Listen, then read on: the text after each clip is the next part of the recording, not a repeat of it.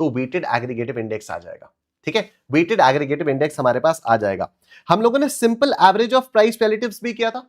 Simple average of price relatives किया था कि भाई हर कमोडिटी का अपना अपना प्राइस रिलेटिव निकाल लो, उसका सिंपल एवरेज निकाल लो, तो यहां पर वो weighted average of price relatives आ जाएगा, उसके वेट्स आ जाएंगे। ठीक, सिंपल। हम लोग अब अपना स्टार्ट करने जा रहे हैं the discussion on weighted aggregative index. बहुत आराम से सुनना, बहुत ध्यान से सुनना, बहुत प्यारी स्टोरी मैं आपको बताने जा रहा हूं, बहुत ही प्यारी स्टोरी मैं आप लोगों को बताने जा रहा हूं वेटेड एग्रीगेटिव इंडेक्स की, ट्रस्ट मी। और ये सारी की सारी ट्रू स्टोरी है।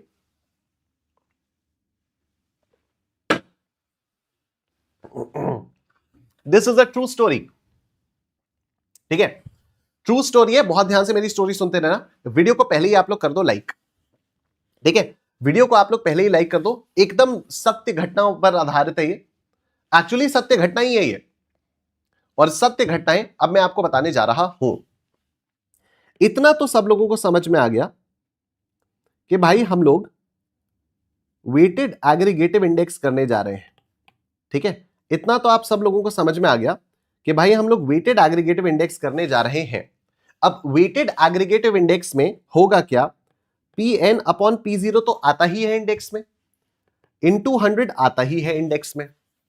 क्योंकि यहां पर एग्रीगेटिव के बारे में बात हो रही है तो समेशन समेशन कर दो, समेशन समेशन कर दो। लेकिन क्योंकि यहां पर वेट के बारे में भी बात हो रही है तो यहां पर ऊपर नीचे कुछ तो वेट देना पड़ेगा। और वेट कैसा आएगा, वेट क्वांटिटीज का आएगा, वेट जो है क्वांटिटीज का आएगा, वेट क्वांटिटीज का आएगा। तो ये भी हम लोगों को समझ में आ गया। लेकिन सवाल ये उठता है सर कि क्वांटिटी बेस ईयर की को वेट मानेंगे या हम करंट ईयर की क्वांटिटीज को वेट मानेंगे। सवाल ये उठता है कि हम करंट ईयर की क्वांटिटीज को वेट माने, बेस वो वेट मानेंगे या हम बेस ईयर की क्वांटिटीज को बेस वो वेट मानेंगे। ठीक है, आई होप आप लोगों को प्रॉब्लम स्टेटमेंट समझ में आ रहा है। देखो, एग्रीगेटिव इंडेक्स है तो summation P0 summation Pn upon summation P0 into 100 तो होगा ही होगा, क्योंकि एग्रीगेटिव है, समेशन समेशन आ गया।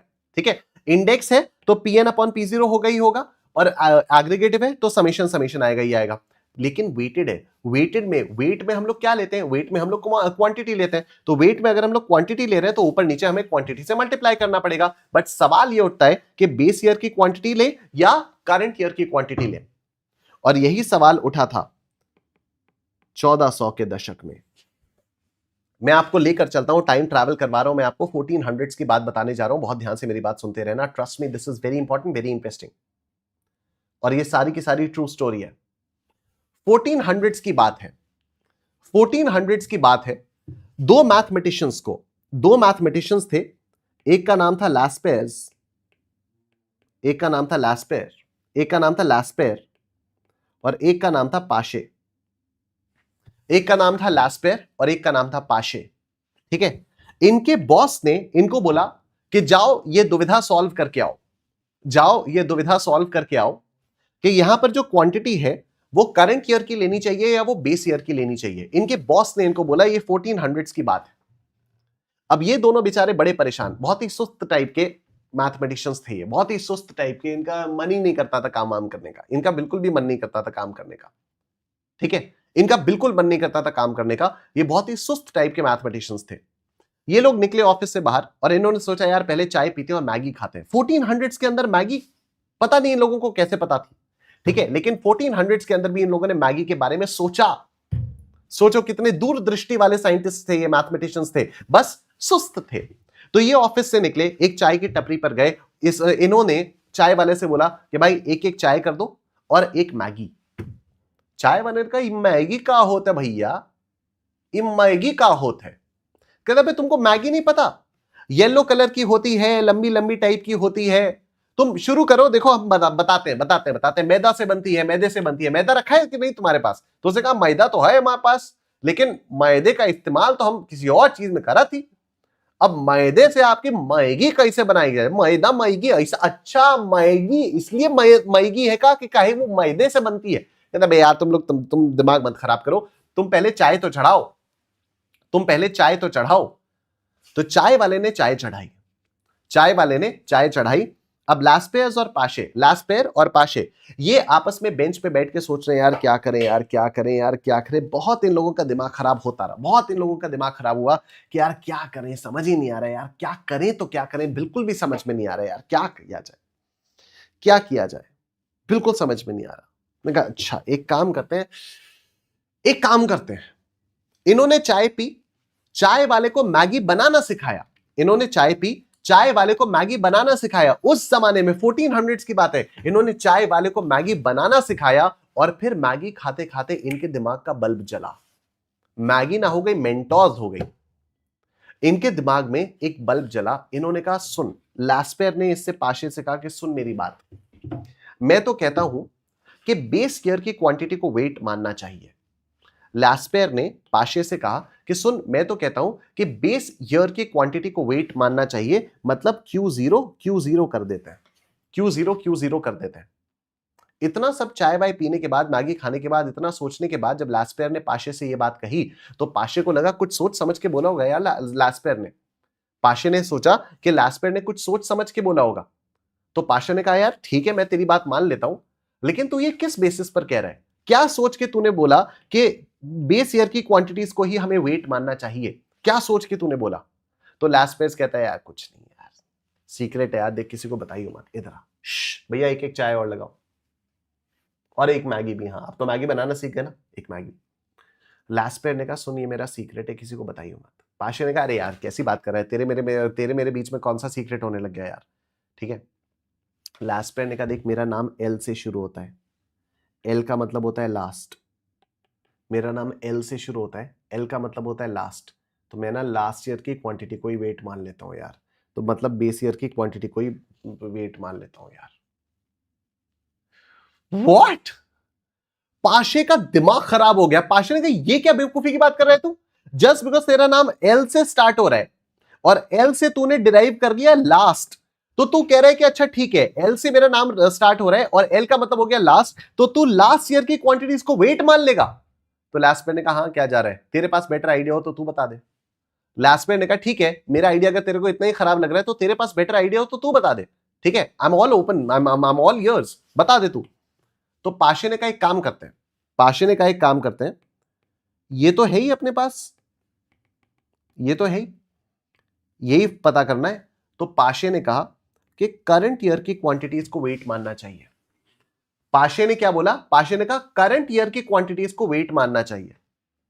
पाशे ने क्या बोला, करंट ईयर की क्वांटिटीज को वेट मानना चाहिए। लास्टमैन ने कहा अच्छा, कुछ तो सोच समझ के बोला होगा, क्या सोच के बोल रहा है यार तू पाशे। पाशे ने कहा सिंपल है, मेरा नाम पी से स्टार्ट होता है, पी का मतलब होता है प्रेजेंट।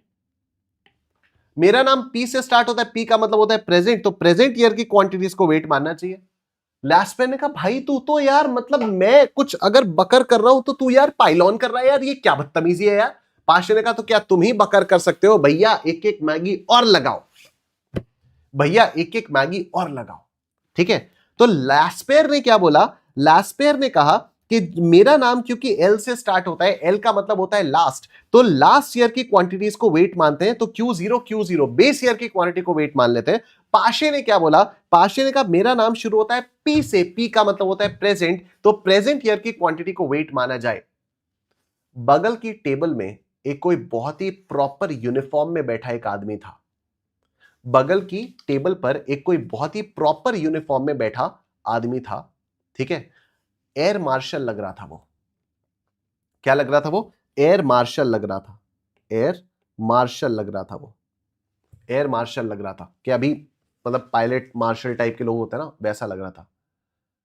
उसने बोला भैया एक मैगी मेरे लिए भी कर दो, देखें ये क्या पीला पीला पदार्थ खा रहे हैं, ये देखने में बड़ा अच्छा लग रहा है और ये बार बार मंगवा के खा रहे हैं, 3 प्लेट मैगी खा चुके हैं, एक जरा मेरे लिए भी लगाइए। एयर मार्शल ने पहले तो अपने लिए मैगी का ऑर्डर दिया, उसके बाद इन दोनों से कहता है कि sir excuse me, I am sorry for my interruption, but I couldn't help but overhear what you guys were talking. Air marshal ने कहा I couldn't help but overhear what you guys were talking. तो Laspeyres और पार्शे ने उसकी तरफ देखा, Maggi अच्छी लग रही है ना, खा के देखो और अच्छी लगेगी। कहते नहीं but I am not here to talk about Maggi with you guys. तो लास्पेयर और पार्शे ने कहा then what are you here to talk about. देखने से तो ऐसा लगता है कि अभी जाके प्लेन उड़ाओगे, मार्शल वार्शल हो क्या। उसने कहा yes I am a Marshall. तो लैस्पेयर और पाशे ने कहा क्या बात है, मार्शल भाई साहब मैगी खा रहे हैं, M for Marshall, M for Maggi, M for maida, बहुत ही बढ़िया, everything is M M M. तो मार्शल ने कहा कि आप दोनों आपस में लड़ो मत, आप दोनों आपस में लड़ो मत, एक काम करो ना, एक काम करो, आप दोनों आपस में लड़ो मत, एक काम करो, बेस ईयर की क्वांटिटी और करंट ईयर की क्वांटिटी के एवरेज को वेट मान लो। बेस ईयर की क्वांटिटी और करंट ईयर की क्वांटिटी के एवरेज को वेट मान लो। मतलब एवरेज कैसे आता है, Q0 plus Q N divided by 2 करके आएगा, Q0 plus Q N divided by 2 करके आएगा। मतलब इसने क्या बोला, इसने कहा कि summation Pn Q0 plus Q N divided by 2 upon summation P0 Q0 plus Q N divided by 2 into 100। इसने कहा एवरेज ले लो ना।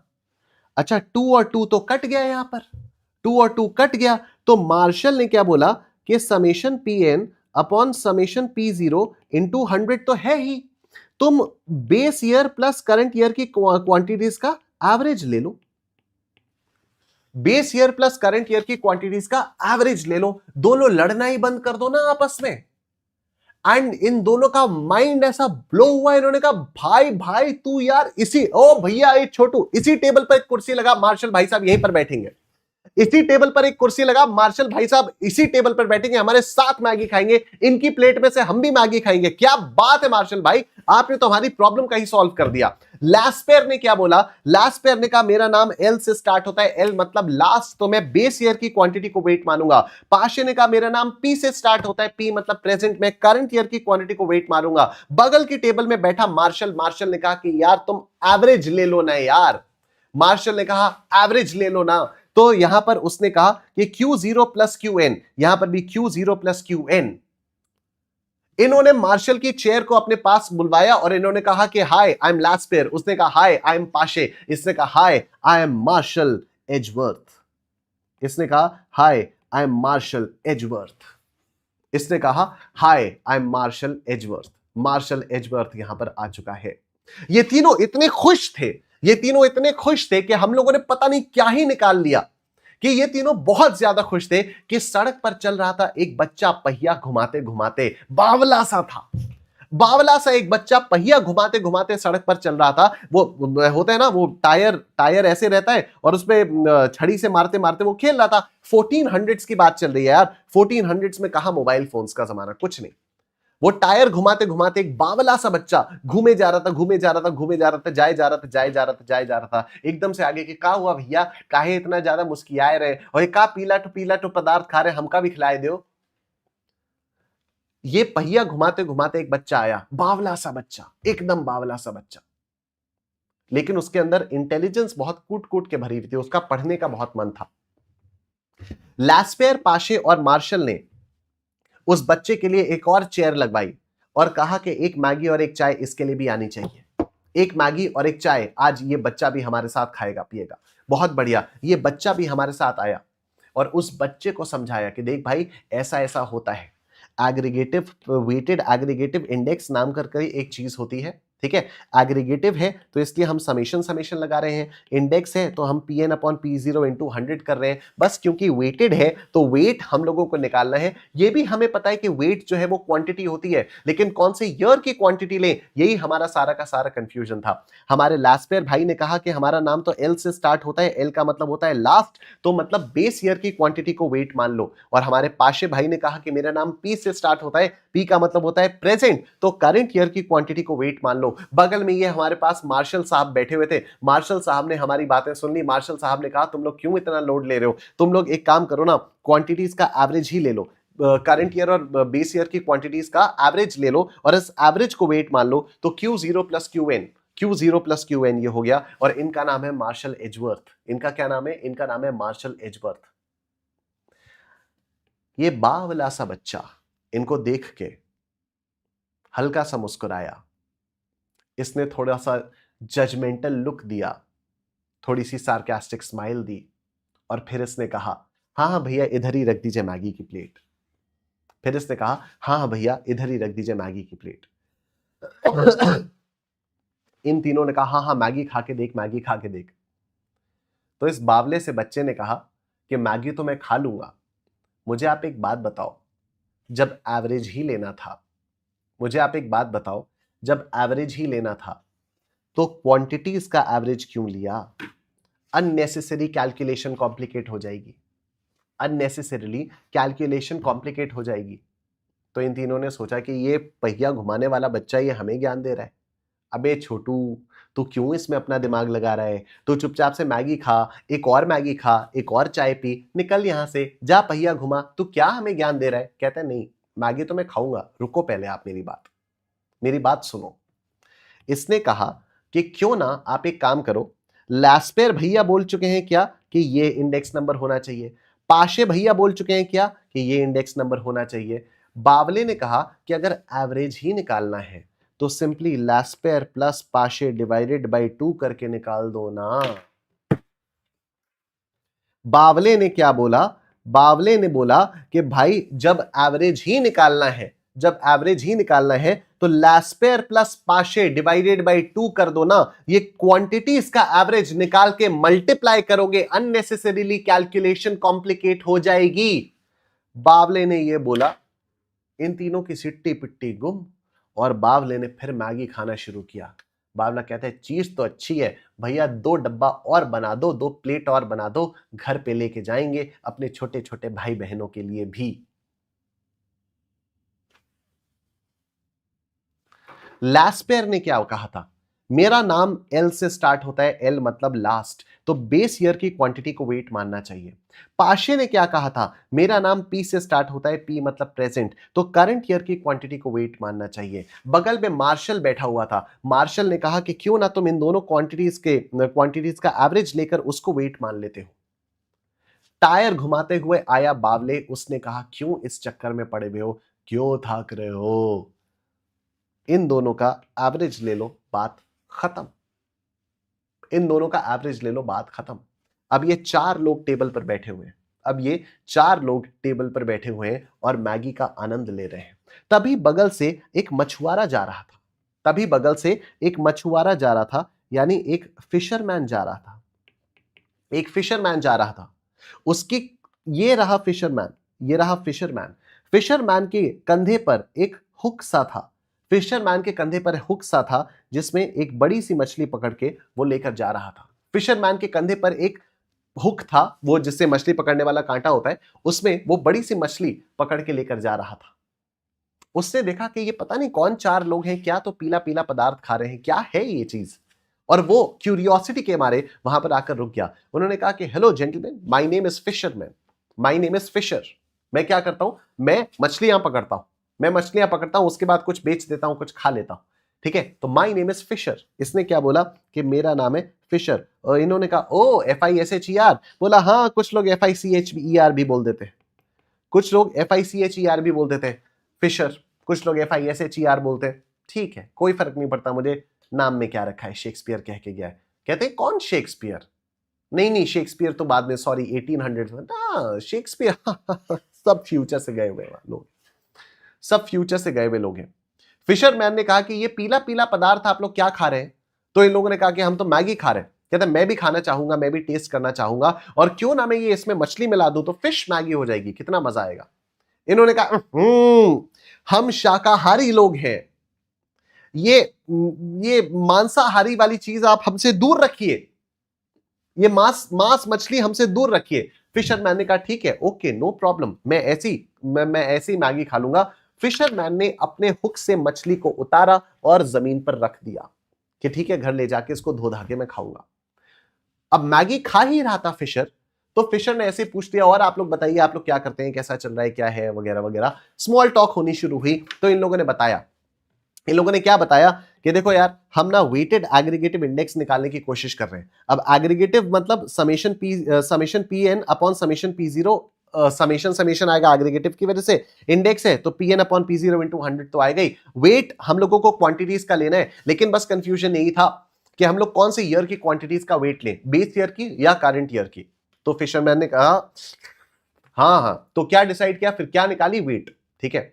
इन चारों ने सोचा यार अब यहू ज्ञान देगा का, लेकिन चलो ठीक है, अब पूछ रहा है तो मना भी नहीं कर सकते, रूड लगता है। तो इसने कहा देखो, लास्पेयर ने कहा कि मेरा नाम एल से स्टार्ट होता है, एल का मतलब होता है लास्ट, तो बेस ईयर की क्वांटिटी को वेट माना जाना चाहिए। पाशे ने कहा मेरा नाम पी से स्टार्ट होता है, पी का मतलब होता है प्रेजेंट, तो करंट ईयर की क्वांटिटी को वेट माना जाना चाहिए। बगल में मार्शल साहब बैठे हुए थे, मार्शल ने कहा इतना क्यों आपस में लड़ रहे हो, इन दोनों क्वांटिटीज के एवरेज को वेट मान लो। तो मार्शल साहब ने कहा कि इन दोनों क्वांटिटीज के एवरेज को वेट मान लो। तभी ये टायर घुमाते घुमाते हमें बावला सा बच्चा दिख गया, और बावले ने कहा कि जब एवरेज ही करना है तो फिर लास्पेयर और पाशे के दोनों के दिए हुए नंबर्स का आप एवरेज ले लो। फिशर के मैगी यहां तक थी, वो रुक गया, वो रुक गया। जैसे ही वो रुका, इन चारों को समझ में आ गया कि ये कुछ ना कुछ तो अभी ज्ञान और देगा।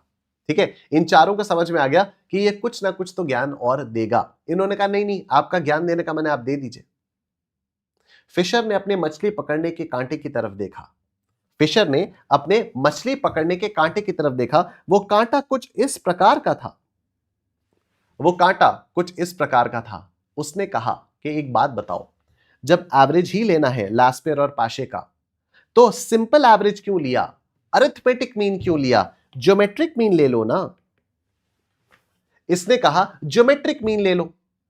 इन्होंने कहा ज्योमेट्रिक मीन तुम क्यों कह रहे हो, कह रहे वो मेरा कांटा जो है वो थोड़ा सा ऐसा दिखाई देता है ना, तो मुझे हर चीज इस कांटे के अंदर डालने की आदत है। कह रहे मुझे ये जो कांटा है, मेरा मछली पकड़ने का कांटा है, वो थोड़ा सा इस तरह से दिखाई देता है, तो मुझे हर चीज में कांटे के अंदर डालने की आदत है। तो फिशर क्या कह के चला गया, फिशर ने कहा कि आप लास्पेयर और पाशे का एवरेज लो, लेकिन ज्योमेट्रिक मीन ले लो। सिंपल एवरेज में अरिथमेटिक मीन की जगह आप ज्योमेट्रिक मीन ले लो। इतना कह के फिशर ने मैगी खत्म की, मैगी खा के उठा।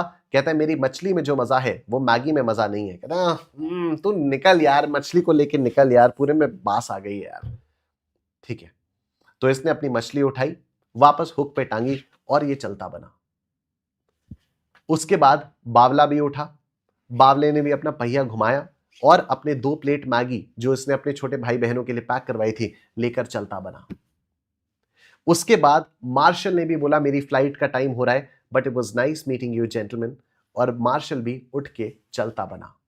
ये 2 लोग उस चाय की दुकान पर आए थे, ये 2 लोग उस चाय की दुकान पर रह गए, और रह गई लास्पेयर, पाशे, मार्शल एजवर्थ, बावले और फिशर की यादें। ये यादें लेकर, सारी की सारी यादें लेकर अपने बॉस के पास गए। ये सारी की सारी यादें लेकर अपने बॉस के पास गए, और इन्होंने अपने बॉस से बोला कि देखिए ऐसा ऐसा हुआ। बॉस को इतना पसंद आ गया कि बॉस ने 5 चीजें रख ली। बॉस ने कहा ओह, लास्पेयर का इंडेक्स कैसे निकलता है, summation P N upon summation P zero into 100, base year की क्वांटिटी को वेट मान लो।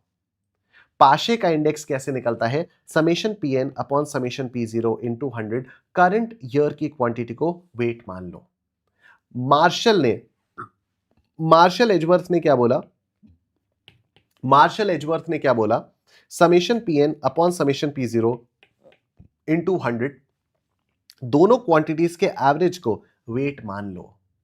बावले ने क्या बोला, बावला बोल के गया कि लास्पेयर और पाशे इन दोनों का अरिथमेटिक मीन ले लो, और फिशर क्या बोलकर गया कि लास्पेयर और पाशे इन दोनों का ज्योमेट्रिक मीन ले लो। मुझे नहीं लगता कि आज के बाद आप कभी ये कहानी और ये फॉर्मूलाज कभी भी भूल पाएंगे। सर सच बताना, ऐसी कितनी स्टोरी बनाई है, आज के बाद मुझे नहीं लगता कि आप ये लास्पेयर, पाशे, बावले, मार्शल एजवर्थ और फिशर, मुझे नहीं लगता आज के बाद आप ये चीजें कभी भूल पाएंगे। ठीक है, और अगर ये चीजें आप कभी नहीं भूल पाएंगे तो एक बार चैट बॉक्स में बूम हो जाना चाहिए। एक बार चैट बॉक्स में फटाफट से आप लोग बूम करेंगे। धनराज कह रहे हैं स्टोरी तो पता नहीं, सॉन्ग बहुत है, और वीडियो को लाइक भी कर देना होगा। वीडियो को लाइक भी कर दो फटाफट, आप लोग वीडियो को लाइक करेंगे। ठीक है, बूम। कविता, प्रियांशु, अनिकेत, विधि,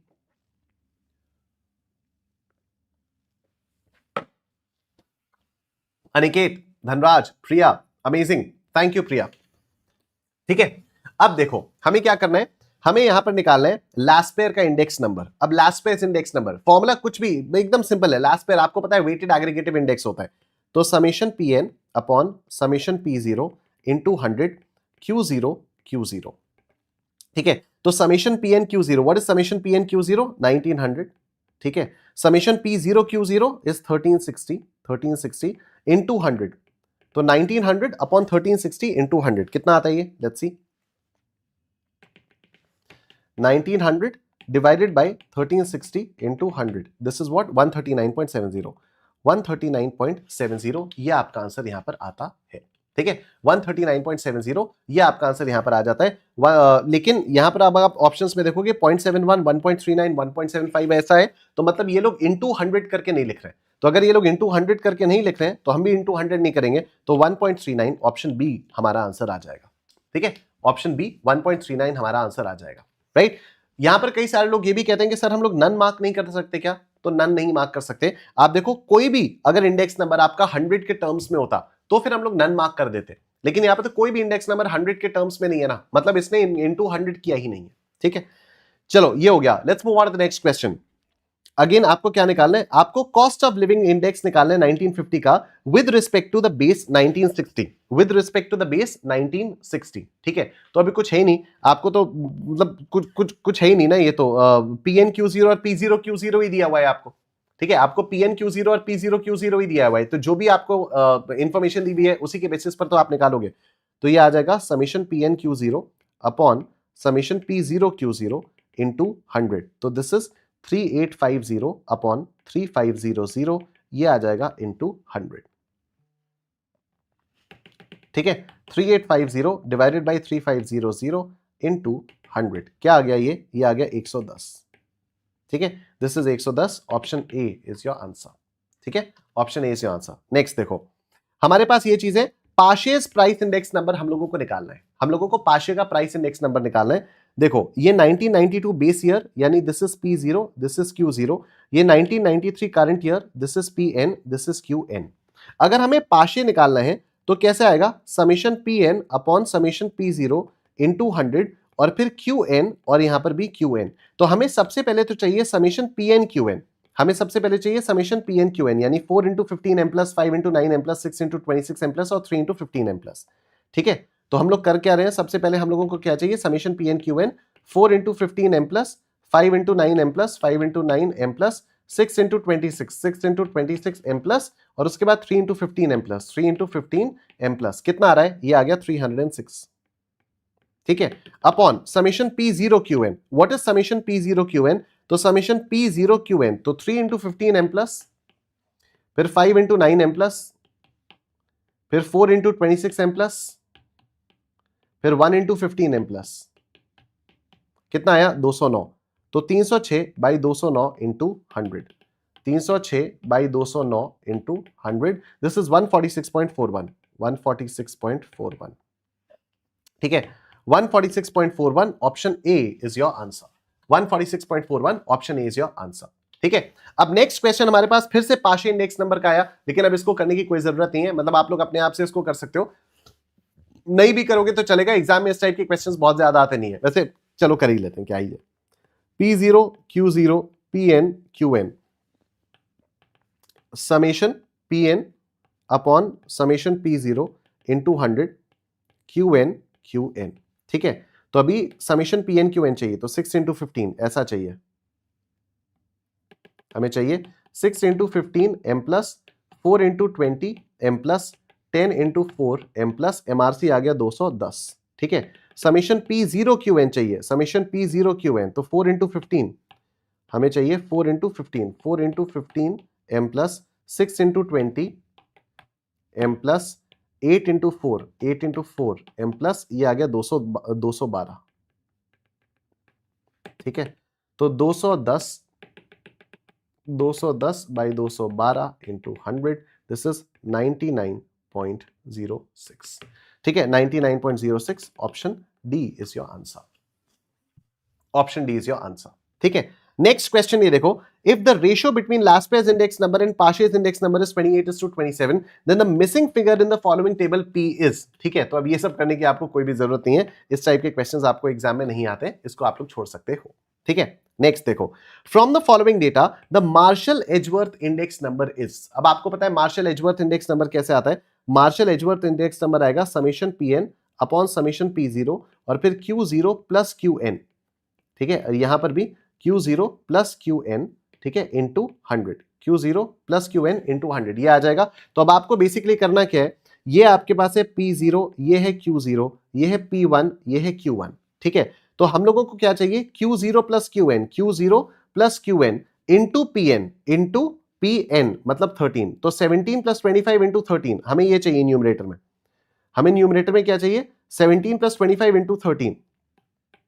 तो देखो 17 plus 25 into 13 m plus 17 plus 25 into 13 m plus, फिर 23 प्लस 25, 23 प्लस 25 इंटू 7 और फिर m प्लस, फिर 14 प्लस 15, 14 प्लस 15 इंटू 13 ये m प्लस, फिर 10 plus 8, 10 plus 8 into 8 m plus, MRC आ गया 1403.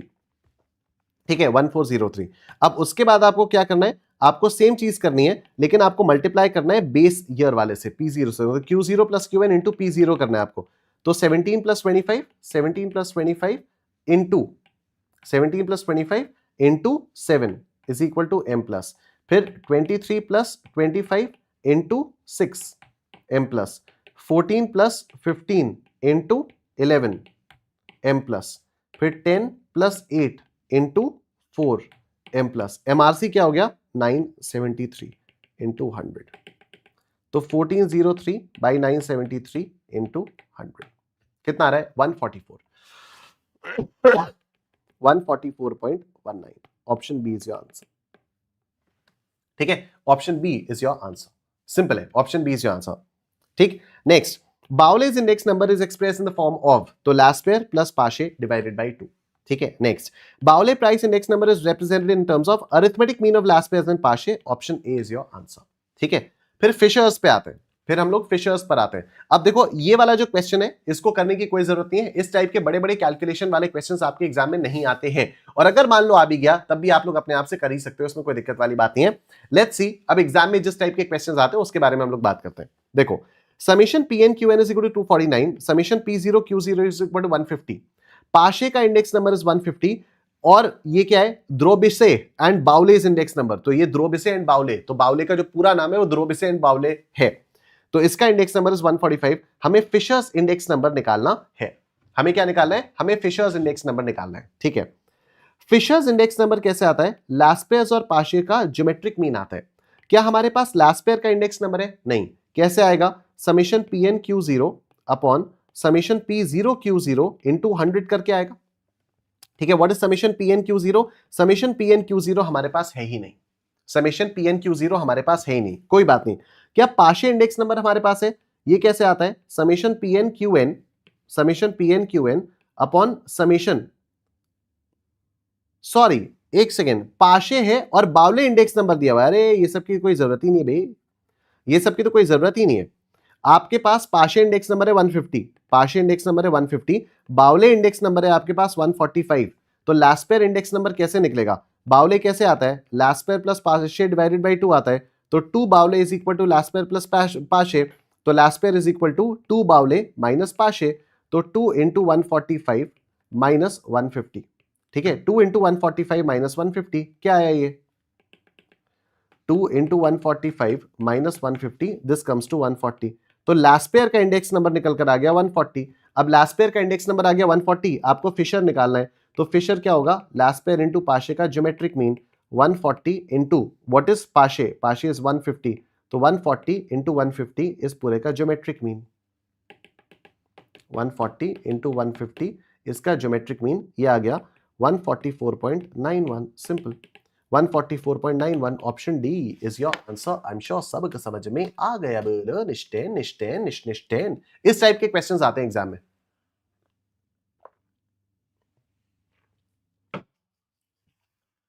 ठीक है, चलो next, Bowley index number 150, Fisher's index number this, Paasche क्या होगा, तो Paasche is equal to Laspeyres and अच्छा बावले आपको दिया हुआ है, ठीक है। तो फिशर्स इंडेक्स नंबर आपके पास है ना, Fisher is equal to Laspeyres और पाशे का geometric mean, Fisher is 149.95 is equal to Laspeyres हमें मालूम नहीं है। अच्छा, हम लोगों को बावले दिया हुआ है और फिशर दिया हुआ है, ठीक है, हम लोगों को बावले दिया हुआ है और फिशर दिया हुआ है। तो बावले क्या है, Laspeyres plus Paasche divided by 2, और फिशर क्या है, लास्ट पेयर इनटू पाशे इसका स्क्वायर रूट, ठीक है। ऑलराइट, हम लोगों को निकालना क्या है, हम लोगों को पाशे निकालना है, ठीक है। Bowley is 150 is equal to Laspeyres plus Paasche divided by 2, तो यानी 2 into 150 is equal to Laspeyres plus Paasche, 300 is equal to Laspeyres plus Paasche, 300 is equal to Laspeyres plus Paasche, ठीक है। 300 is equal to Laspeyres plus Paasche, तो L is equal to 300 minus P, ये बन गई हमारी equation 1, ठीक है, ये बन गई हमारी इक्वेशन 1, ठीक है। उसके बाद आप फिशर्स में देखो, फिशर्स क्या है, 149.95 is equal to Laspeyres into Paasche इसका स्क्वायर रूट, तो 149.95 इस पूरे का square is equal to Laspeyres into Paasche, squaring both sides कर दिया। तो अब यहां पर व्हाट विल बी L, यहां पर L is 149.95 whole square divided by P, ये आ गया, ठीक है। This is my equation 2। तो देखो इक्वेशन 1 मेरे पास क्या आई, इक्वेशन 1 आई L is equal to, equation 1 आई L is equal to 300 minus P, this is equation 1, ठीक है, ये मेरे पास इक्वेशन 1 है। और this is equation 2, this is equation 2, L is equal to 149.95 whole square divided by P, this is my equation 2। क्योंकि ये दोनों ही L के बराबर है तो मैं दोनों को इक्वेट कर सकता हूं, 300 minus P is equal to 149.95 का whole square divided by P, ठीक है। और अब मुझे सिंपली ऑप्शंस को ट्राई करना है, अब मुझे सिंपली ऑप्शंस ट्राई करने हैं। अगर मैं ऑप्शन ए 146.13 ट्राई करता हूं तो LHS में क्या आता है, LHS में क्या आएगा, 300 माइनस 146.13, ये आ जाएगा 153.87, तो LHS आएगा 153.87, और RHS में क्या आएगा, 149.95 होल स्क्वायर अपॉन 146.13, ठीक है। तो 149.95 into is equal two divided by 146.13, ये भी क्या आया, ये भी आया 153.87, ठीक है। तो ये भी 153.87, ये भी 153.87, तो option A is your answer. I am sure सबको समझ में आ गया, बोलो निश्चैन निश्चैन निश्चैन, ठीक है। तो हम लोगों ने अभी जब थोड़ी देर पहले ये सब देखना शुरू किया था, हम लोगों ने अभी जब थोड़ी देर पहले ये सब देखना शुरू किया था, तो हम लोगों ने क्या बात की थी कि वेटेड एग्रीगेटिव इंडेक्स होगा, वेटेड एग्रीगेटिव इंडेक्स हम लोगों ने कर लिया। जैसे सिंपल एग्रीगेटिव इंडेक्स था वैसे ही वेटेड एग्रीगेटिव इंडेक्स हो गया, तो सिंपल और वेटेड एग्रीगेटिव इंडेक्स हमारा हो गया। Now we will talk about weighted average of price relatives, ठीक है। अभी तक हम लोगों ने simple average of price relatives किया, ठीक है। Simple average of price relatives में हम लोगों ने क्या किया, हर कमोडिटी का प्राइस रिलेटिव निकाला, उसका सिंपल एवरेज निकाल लिया, that is simple average of price relatives. अभी हम लोग क्या करने जा रहे हैं, weighted average of price relatives, ठीक है। तो अब हम लोग करेंगे weighted average of price relatives. ये देखो, ये रहा weighted average of price relatives, ठीक है। Weighted average of price relatives formula थोड़ा सा डरावना है लेकिन सॉल्व करना बड़ा आसान हो जाएगा। आओ देखो, ये रहा आपके पास क्वेश्चन, ठीक है, ये रहा आप लोगों के सामने question. Look at this, given below are the data on the prices of some consumer goods and the weights attached to the various items. Compute price index number for the year 1985, base 1984 का 100 होगा। weighted average of price relative index is, weighted average of price relative index is, अब देखो बड़ा simple सा है, आपको करना क्या है, आपको अलग अलग कमोडिटीज दी हुई है। अगर simple average of price relative होता, अगर simple average of price relative होता तो आप क्या करते, आप करते 0.75 डिवाइडेड बाई 0.5, ये प्राइस रिलेटिव निकल कर आता व्हीट का। फिर आप करते 0.75 बाई 0.6, ये प्राइस रिलेटिव निकल कर आता मिल्क का।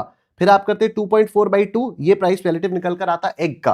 फिर 2.1 बाई 1.8, ये प्राइस रिलेटिव निकल कर आता शुगर का। फिर 10 बाई 8, ये प्राइस निकल कर आता, प्राइस रिलेटिव निकल कर आता शूज का। और ये जो प्राइस रिलेटिव से इनका आप सिंपल एवरेज कर देते। अब आपको क्या करना है, कुछ नहीं, आपके पास प्राइस रिलेटिव्स आ गए, आपके पास वेट्स दिए हुए, तो इन प्राइस रिलेटिव्स का ही आपको वेटेड एवरेज निकाल देना है, दैट्स इट। प्राइस रिलेटिव्स का ही आपको वेटेड एवरेज निकाल देना है। तो देखो एकदम सिंपल है, यहां पर मैं प्राइस रिलेटिव लिख रहा हूं, प्राइस रिलेटिव क्या आएगा 0.75 बाई 0.5। चलो मैं काम करता हूं, इसको कॉपी करता हूं फ्रेश पेज पे तो क्लियरली दिखाई देगा। 1984, ठीक है, 1985, ये मैंने लिखा Pn अपॉन P0, ये प्राइस रिलेटिव हुआ, ये हुए वेट्स, और ये आ गया मेरे पास प्रोडक्ट्स। वेटेड एवरेज तो निकालना हम लोगों को आता है, तो दिस इज 0.5, 0.62, 0.5, 0.62, 1.8 और 8, 1.8 और 8, ठीक है, 1.8 और 8 ये हो गया। 1985 का 0.75, 0.75, 2.4, 0.75, 0.75, 2.4, 2.1 और 10, 2.1 और 10, ठीक है। प्राइस रिलेटिव कैसे निकला? 0.75 बाई 0.50। तो इसको मैं कैलकुलेट ही कर लेता हूं, जिससे चलो ऐसे फ्रैक्शन में रहने देते हैं, ठीक है, ये हो गया। फिर ये कैसे आया? 0.75 बाई 0.60, ये आया 2.4 बाई 2, ये आया 2.1 बाई 1.8, ये आया 10.00 बाई 8.00, ठीक है। वेट्स क्या दिए हुए हैं? 25481, वेट्स आपको दिए हैं 25481। अब आप प्रोडक्ट्स निकालो, ठीक है, या फिर आप एक काम करो, पहले वेट्स का सम टोटल कर लो, 2 + 5 + 4 + 8 + 1, ये क्या आ गया? ये आ गया 20। अगर किसी को नहीं समझ में आ रहा है कि सर ये अचानक से हो क्या रहा है, तो आप लोग वीडियो को रिवाइंड करो और रिवाइंड करके देखो कि वेटेड एवरेज हम लोगों ने कैसे पढ़ा था, ठीक है। वेटेड एवरेज इसी तरह से पढ़ाते, तो हम लोग ये बस यही करने जा रहे हैं। तो now you see, now you do what, आप इसके प्रोडक्ट्स निकालोगे। तो प्रोडक्ट्स आप कैसे निकालोगे? आप ऐसे करोगे, ये आपके पास प्राइस रिलेटिव आया, इसको वेट से मल्टीप्लाई करोगे, तो 0.75 बाई 0.5 इंटू 2 कितना आया? 3, तो इसको कर देंगे हम लोग m+। फिर क्या हुआ?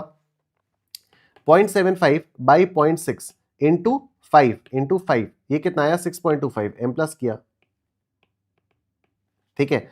फिर 2.4 बाई 2 इंटू 4, ये कितना आ गया? 4.8, 4.80, ये हो गया। फिर 2.1 बाई 1.8 इंटू 8, ये कितना आया? 9.33, तो ये आया 9.33। और उसके बाद फिर क्या किया आपने? 10 बाई 8 इंटू 1 m+, ये आ गया 1.25।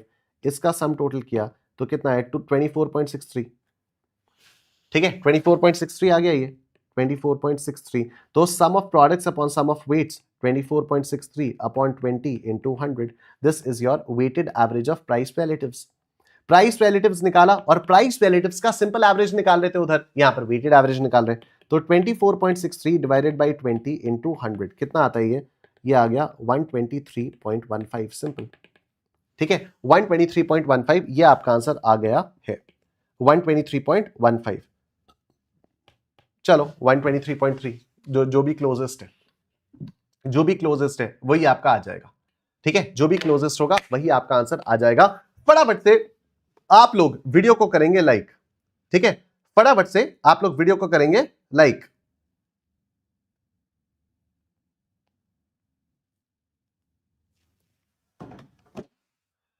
ठीक है,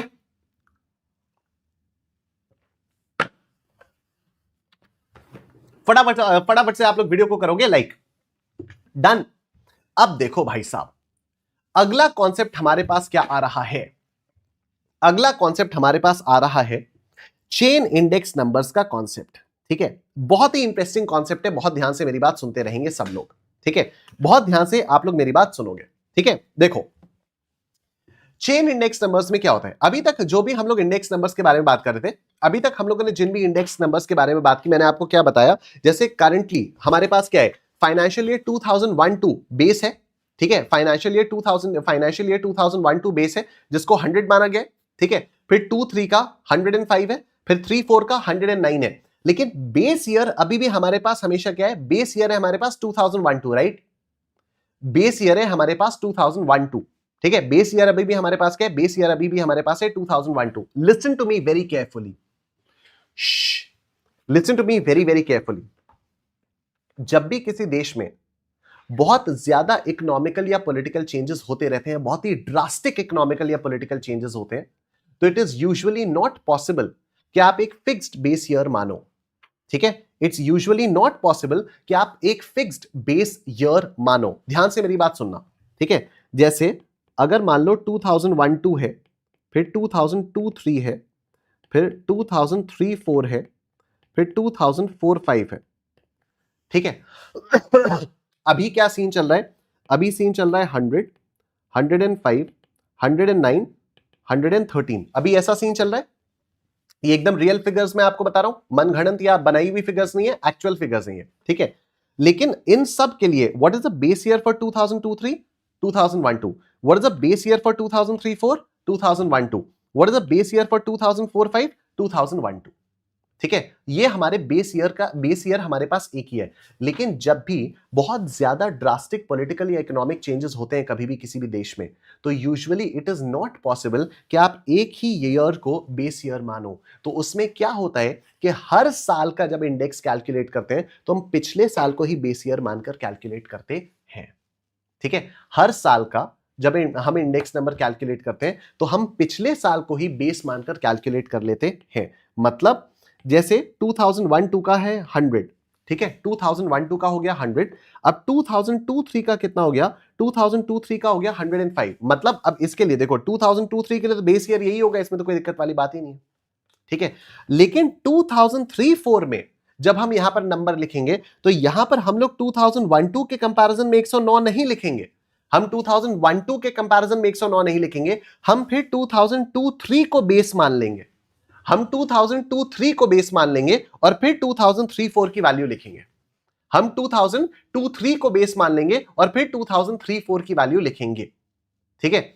मतलब अगर मान लो 2002-3 के कंपैरिजन में 2003-4 में 5% का इंक्रीमेंट हुआ, अगर मान लो 2002-3 के कंपैरिजन में 2003-4 में 5% का इंक्रीमेंट हुआ, तो यहां पर भी हम 105 लिखेंगे। अब लेकिन यहां पर जो 105 है, that does not reflect the entire chain, that does not reflect the entire chain. क्योंकि अगर ये 105 है तो इसके लिए बेस क्या है? इसके लिए बेस है 2002-3 जो कि आएगा 100, जो कि आएगा 100, ठीक है। अब जब मैं 2004-5 का इंडेक्स नंबर निकालूंगा तो I will not write it taking 2001-2 as a base, I will write it taking 2003-4 as a base.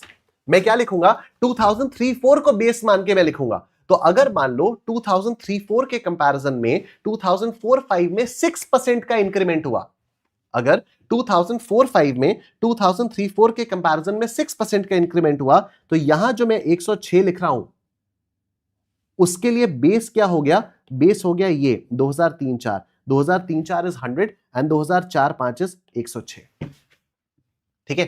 2003-4 is 100, 2004-5 is 106। मैं एक काम करता हूं, इसको ना 105 से इसको 106 कर देता हूं और इसको मैं 107 कर देता हूं, इसको मैं 107 कर देता हूं, ठीक है। अभी आपको समझ में आ रहा है?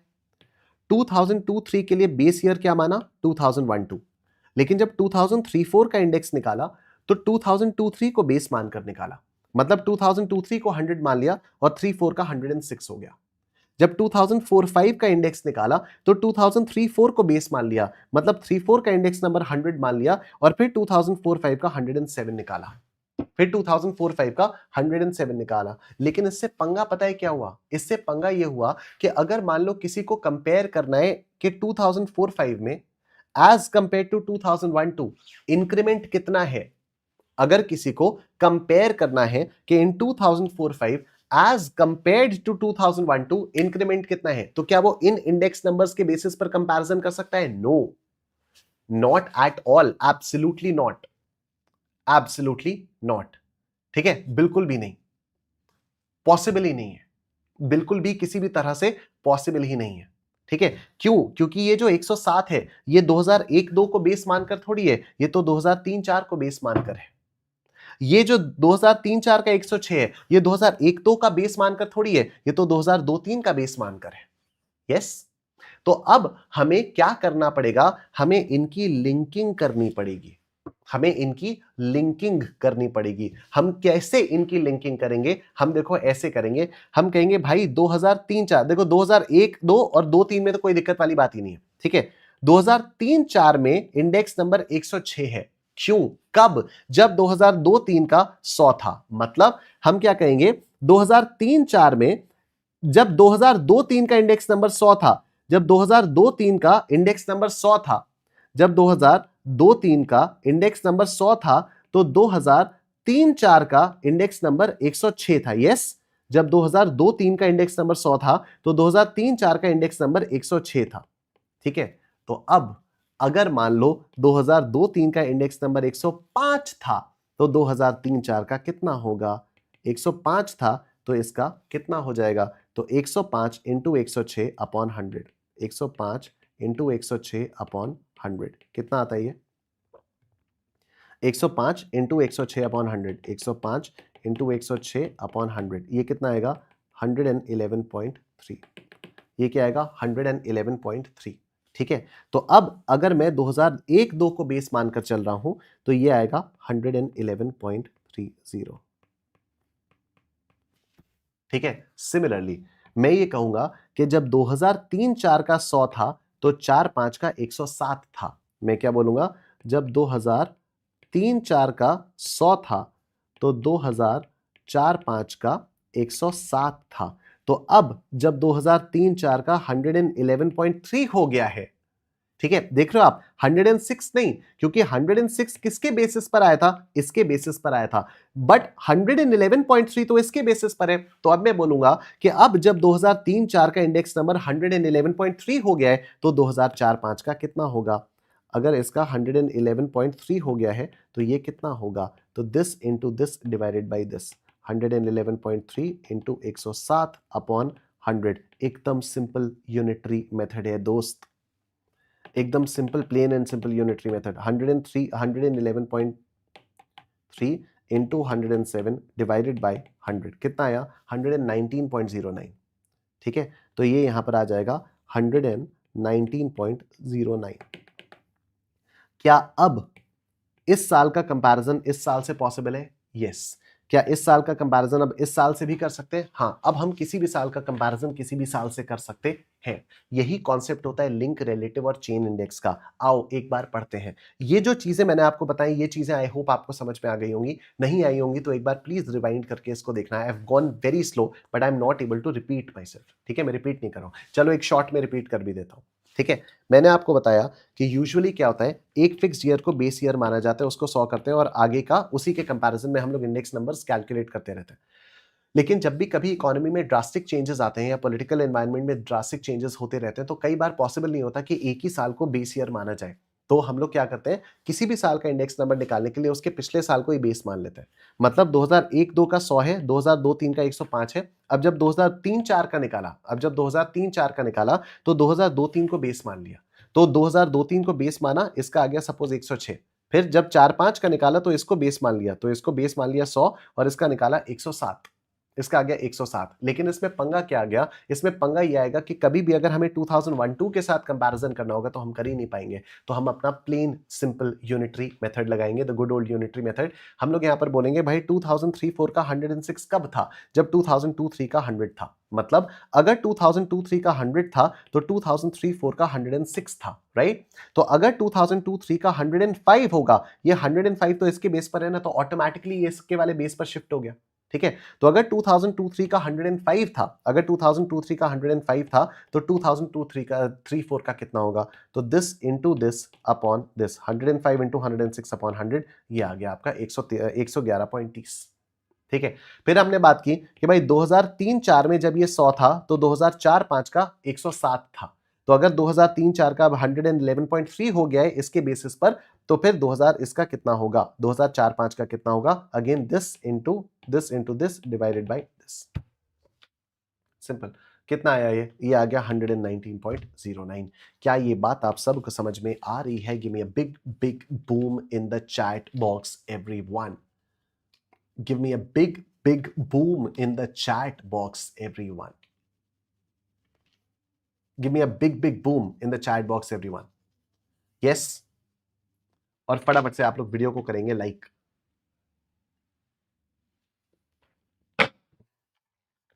यस, धनराज, छवि कह रही है आप पढ़ाओगे तो आएगा ना सर, थैंक यू। ठीक है, सावलिया, धनराज, कविता, खुशनुमा, Aniket, that's great, that's great. अब मेरी बात सुनना, जो ये मेन 2001-2 को बेस ईयर मानकर हमने कैलकुलेट किया ना, 105, 111, 119, ठीक है, इसको बोलते हैं चेन इंडेक्स, चेन इंडिसेस। इसको क्या बोलते हैं? Chain indices. इसको बोलते हैं चेन इंडिसेस। ठीक है, और ये जो पिछले साल को हम लोग मान के चल रहे थे, पिछले साल को ही बेस मानकर चल रहे थे, ये 106, ये 107, इनको क्या बोला जाता है? इनको बोला जाता है लिंक रिलेटिव्स। इनको क्या बोला जाता है? Link relatives. ठीक है, तो लिंक रिलेटिव का मतलब पिछले साल को ही बेस मान लो, और चेन इंडेक्स का मतलब शुरुआत से चेन चलती आ रही है, एक लंबी चेन चलती आ रही है। ठीक है, अब आओ इसको एक बार आप लोग पढ़ो, इसको आप लोग एक बार पढ़ो, मतलब मैं भी पढ़ता हूं आपके साथ। देखो, till now we have been taking a fixed base. However, when conditions change rapidly, the fixed base does not suit the required needs. In such a case, changing base is more suitable. For example, the base for 1999 could be 98. The base for 2000 could be 99 and not 98.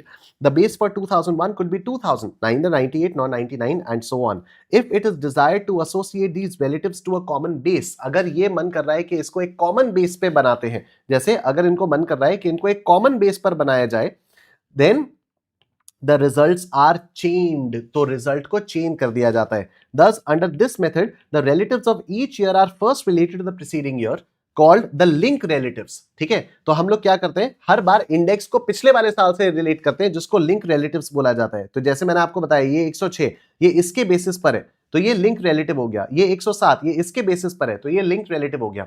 लेकिन ये जो 105, 111, 119 है, ये chain index numbers हो गए। ठीक है, ये चेन इंडेक्स नंबर्स हो गए। ठीक, thus under this method the relatives of each year are first related to the preceding year, called the linked relatives, and then they are chained together by successive multiplication to form a chain index. अब chain index का जो formula निकल कर आया है वो क्या है? link relative of the current year into chain index of the previous year upon 100. ठीक है, link relative of the current year into chain index of the previous year upon 100। अब देखो बहुत ही सिंपल सा है, इसमें मतलब जो मैंने आप लोगों को लॉजिकली बताया ना, आप लोग लॉजिकल तरीके से ही करो उसको। ठीक है, आप लोग उसको लॉजिकल तरीके से ही करो, तो आप लोग ना इसमें बहुत ज्यादा नहीं पढ़ना कि भाई साहब ये क्या चीज है वगैरह वगैरह, आप इसको एकदम लॉजिकल तरीके से ही करोगे।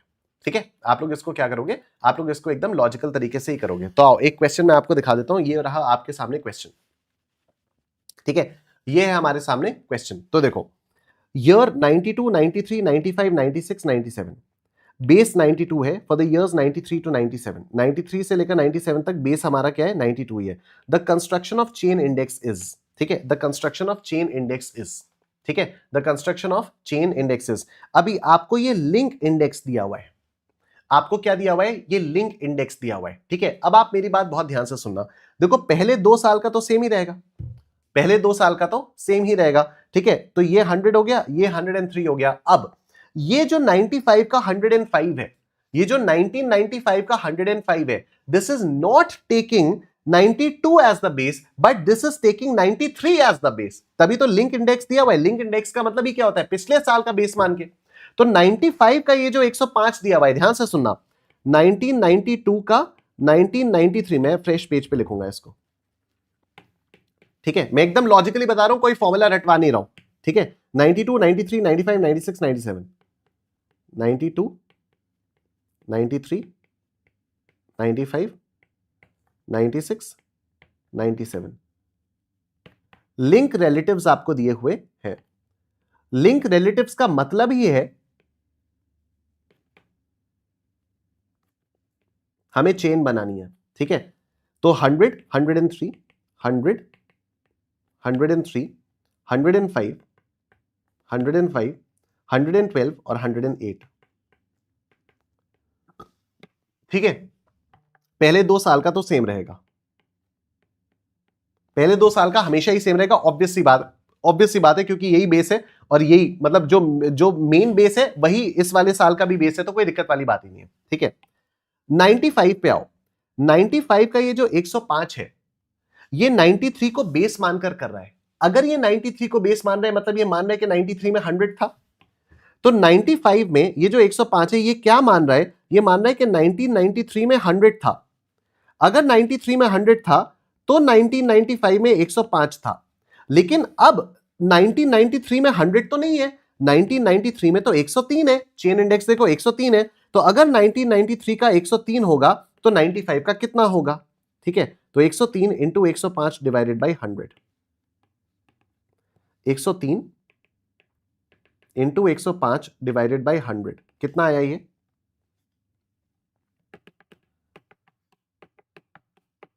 This is 108.15। दिस इज 108.15 आया।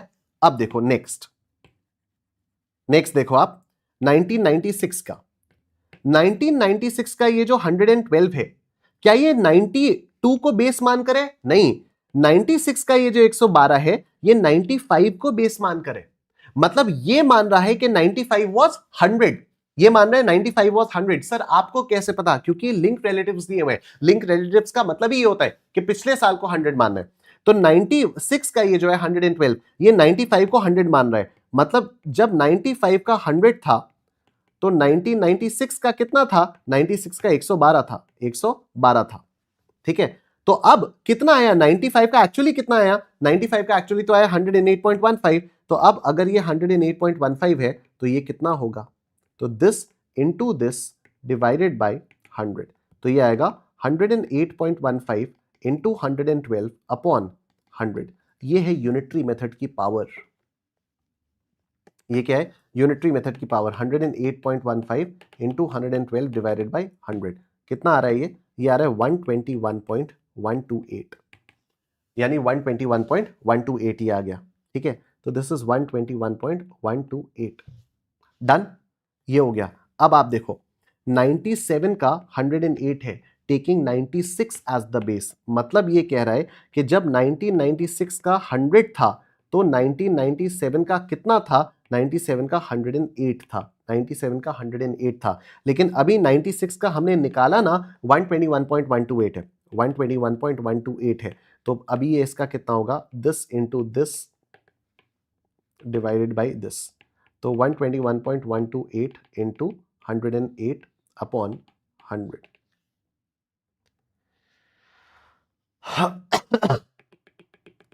121.128 इंटू 108 डिवाइडेड बाई 100, 130.82 ये आ गया 130.82। अब आप लोग ये देखो, ये जो चेन बनी ये दिस इज रियलिटी में 100। ठीक है, और फिर 103, 108.15, 121 दिस एंड दिस। ठीक है, तो ये आपकी जो चेन बनी 103, 108.15, 121.3, 130.82। Option B is your answer. ठीक है, option B is your answer. It's as simple as that. ठीक है, it's as simple as that. Done, बहुत बढ़िया, बहुत ही शानदार, बहुत ही अमेजिंग, बहुत ही बढ़िया। ठीक है, अब इसके बाद हमारे पास आते हैं quantity index numbers. Quantity index numbers का मतलब क्या हो जाता है? करंट ईयर की क्वांटिटी अपॉन बेस ईयर की क्वांटिटी इनटू 100। ठीक है, अब अगर इसमें आपको लास्ट पेयर पास्ट ईयर वगैरह निकालना है तो एग्रीगेट लोगे आप। लास्ट पेयर क्या बोलेगा? मतलब यहां पर वेट हम लोग किसको मानेंगे? वेट हम लोग प्राइस को मान लेंगे। तो लास्ट पेयर बोलेगा कि नहीं, पिछले वाला प्राइस का वेट लो। पाशे क्या बोलेगा? पाशे क्या बोलेगा? पाशे बोलेगा करंट ईयर के प्राइसेस को वेट मानो। ठीक है, और बाकी सारे तो मतलब मार्शल, एजवर्थ, बाउले वगैरह वो इसी तरह से बात करेंगे। ठीक है, तो ये मतलब क्वांटिटी इंडेक्स नंबर हो गया सिंपल। ये सिंपल एवरेज ऑफ प्राइस, ये सिंपल एग्रीगेटिव इंडेक्स हो गया। वेटेड में लास्ट पेयर्स ये हो गया, पाशेस ये हो गया, फिशर्स का ये आ गया आपका। ठीक है, फिशर्स का ये आ गया। बाकी इसमें और ज्यादा घुसने की कोई जरूरत हमें है नहीं। ठीक है, हमें बाकी इसमें और ज्यादा घुसने की जरूरत नहीं है। आओ ये देखो, from the following data the Fisher's quantity index number is. Fisher's price index number नहीं बोला है, फिशर्स क्वांटिटी इंडेक्स नंबर बोला है। ठीक है, फिशर्स क्वांटिटी इंडेक्स नंबर बोला है। तो फिशर्स क्वांटिटी इंडेक्स नंबर कैसे आता है? लास्ट पेयर और पाशे का ज्योमेट्रिक आता है। तो Qn अपॉन Q0, यहां पर P0 into summation Qn upon Q0, और यहां पर Pn और इस पूरे का स्क्वायर रूट बाहर इंटू 100। ये आएगा इस तरह से। ठीक है, तो हमें सबसे पहले क्या चाहिए? Qn P0, हमें चाहिए Qn P0। तो 6 इंटू 2 हमें ये चाहिए समेशन Qn P0। ठीक है, तो 6 into 2 m plus 2 into 5 m plus 4 into 7 m plus MRC आया 50। तो this is equal to 50 upon summation Q0 P0, summation Q0 P0। तो Q0 P0 ये क्या हो गया? 2 into 2 m plus 5 into 5 m plus 7 into 7 m plus MRC 78। ठीक है, अच्छा समेशन QnPn कैसे आएगा? समेशन QnPn हमारे पास आएगा इस तरह से, QnPn 6 into 18 m plus 2 into 2 m plus 4 into 24 m plus कितना आया 208 और समेशन Q0PN समेशन Q0PN तो Q0PN 2 इंटू 18 तो ये आया 2 into 18 m plus 5 into 2 m plus 7 into 24 m plus MRC is 214 ये हो गया इंटू 100 बस ये क्वांटिटी इंडेक्स आ जाएगा 50 divided by 78 into 208 divided by 214 इसका square root into 100 and this is 78.93 78.93 option D is your answer ठीक है 78.93 ऑप्शन डी आपका आंसर यहां पर आ गया है आई एम श्योर सबको समझ में आ रहा है बोलो निष्ठे निष्ठे निष्ठे बोलो निष्ठे निष्ठे निष्ठे निष्ठे निष्ठे निष्ठे बोलो निष्ठे निष्ठे निष्ठे ठीक है ये आपका इस तरह से आंसर यहां पर आएगा तो इसी के साथ हमारा क्वांटिटी इंडेक्स नंबर्स भी यहां पर आकर कंप्लीट हो जाता है ठीक है क्वांटिटी इंडेक्स नंबर भी हम लोगों का यहां पर आकर कंप्लीट हो जाता है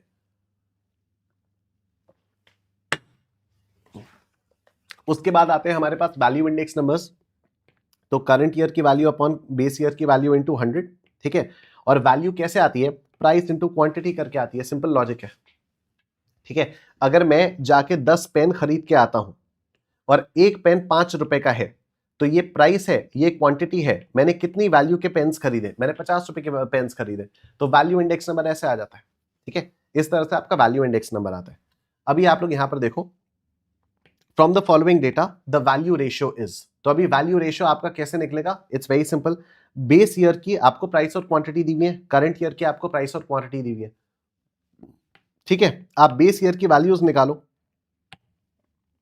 बेस ईयर की वैल्यूज निकालो 4 into 3 12 5 into 4 20 7 into 2 14 2 into 3 6 base year की वैल्यूज का टोटल कितना होगा 12 प्लस 20 प्लस 14 प्लस 6 52 आ गया ठीक है करंट ईयर की वैल्यू निकालो 6 इंटू 2 12 6 इंटू 4 24 9 इंटू 2 18 1 इंटू 5 5 इसका टोटल निकालो 12 plus 24 plus 18 plus 5 this is 59 ठीक है तो अब वैल्यू आएगी कैसे तो ये आपके पास समेशन आया ये भी समेशन आया तो value ratio will be summation value n upon summation value 0 तो this is equal to 59 upon 52 option A is your answer कुछ ज्यादा ही सिंपल नहीं हो गया ये ठीक है ये कुछ ज्यादा ही सिंपल हमारे पास हो गया है ठीक है कुछ ज्यादा ही सिंपल हो गया है ठीक है कुछ ज्यादा ही सिंपल हो गया है alright now let's look at this question the total value of retained imports into India in 1960 was 71.5 million rupees per month ठीक है the total value of retained imports into India in 1960 was 71.5 million rupees per month the corresponding total for 1967 was 87.6 million rupees per month ठीक है तो अभी value के बारे में बात हो रही है the total value of retained imports in 1960 तो वैल्यू ऑफ 1960 कितनी आई है 71.5 एंड वैल्यू ऑफ 1967 कितनी आई है वैल्यू ऑफ 1967 आई है 87.5 ठीक है 87.6 सॉरी 87.6 ठीक है तो क्या हम लोग इससे वैल्यू इंडेक्स निकाल सकते हैं बिल्कुल निकाल सकते हैं तो वैल्यू इंडेक्स कैसे आएगा 1967 अपॉन वैल्यू ऑफ 1960 इनटू 100 ठीक है इस तरह से वैल्यू इंडेक्स आ जाएगा तो वी हैव 87.6 अपॉन 71.5 इनटू 100 ये हमारे पास वैल्यू इंडेक्स निकल कर आया ठीक है 87.6 divided by 71.5 into 100 and this is 122.51 ठीक है या 517 तो 122.52 ये हमारा वैल्यू इंडेक्स यहां पर निकल कर आया हुआ है ठीक है अब देखो क्या दिया है the index of volume of retained imports in 1967 composed with 1960 was 62 अब इंडेक्स आपको दिया है किसका वॉल्यूम का मतलब क्या हो जाता है वॉल्यूम का मतलब हो जाता है क्वांटिटी ठीक है तो क्वांटिटी का इंडेक्स आपको दिया हुआ है क्वांटिटी इंडेक्स आपको दिया हुआ है ऑफ 1967 एज कंपेयर्ड विद 1960 तो मतलब Q 1967 अपॉन Q 1960 इंटू 100 आपको निकाल कर दिया हुआ है 62.20 ठीक है और आपसे पूछा क्या है price index for 1967 with 1960 as base आपसे पूछा क्या है आपसे प्राइस इंडेक्स पूछा हुआ है ठीक है आपसे प्राइस इंडेक्स पूछा हुआ है ठीक है, आप लोगों से प्राइस इंडेक्स पूछा हुआ है, कोई दिक्कत वाली बात नहीं है, कोई भी दिक्कत वाली बात नहीं है, इट्स वेरी सिंपल। ठीक है, अब देखो ये 62 है तो ये इंटू 100 करके तो नहीं दिया हुआ है। ठीक है, ये 62 अगर है तो ये इंटू 100 करके तो हम लोगों को नहीं दिया हुआ है, ये सिंपली ऐसे दिया हुआ है। ठीक है, इंडेक्स आपको दिया हुआ है तो ये आपको इंटू 100 करके नहीं दिया हुआ है। ठीक है, तो अभी हम लोगों को निकालना क्या है, हमें प्राइस इंडेक्स निकालना है। ठीक है, हमें पता है वैल्यू का index is equal to price index into quantity index, तो प्राइस का index will be volume upon quantity, price का index will be volume upon sorry value upon quantity, value upon quantity. ठीक है, तो what is the value index, value index is this, value index is 87.6, 87.6 upon 71.5, 71.5 into 100, ये तो value index आया, upon इसका कितना आया, इसका आ गया 62.2, ये आया हमारा 60 नहीं 62.2 है, नहीं 60.2.0 है, सॉरी 62.0 है, ये आ गया हमारा 62.0। ठीक है, ये आ गया क्वांटिटी इंडेक्स, ये आ गया 62.0, तो दिस इज 62.0, बस इसको इंटू 100 कर दो तो ये हमारे पास प्राइस इंडेक्स नंबर आ जाएगा, ये हमारे पास प्राइस इंडेक्स नंबर आ गया 87.6 divided by 71.5 into 100 divided by 62 into 100, कितना आया 197.61, 197.61 आ गया। ठीक है, 197.61 ये हमारा आंसर आ गया, option B is your answer. ठीक है, ऑप्शन बी जो है ये आपका आंसर यहां पर आ गया है। Done sir, shout out for परी वंस। ठीक है, परी, ठीक है, huge round of applause for परी। ठीक है, अब मैंने क्यों शाउट आउट किया ये मुझे मालूम नहीं है,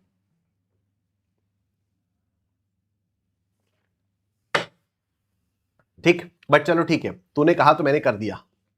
डन, ये वाली चीज हो गई।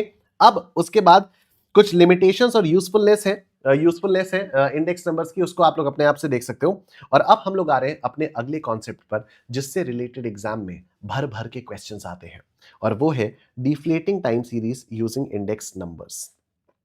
ठीक है, deflating time series using index numbers.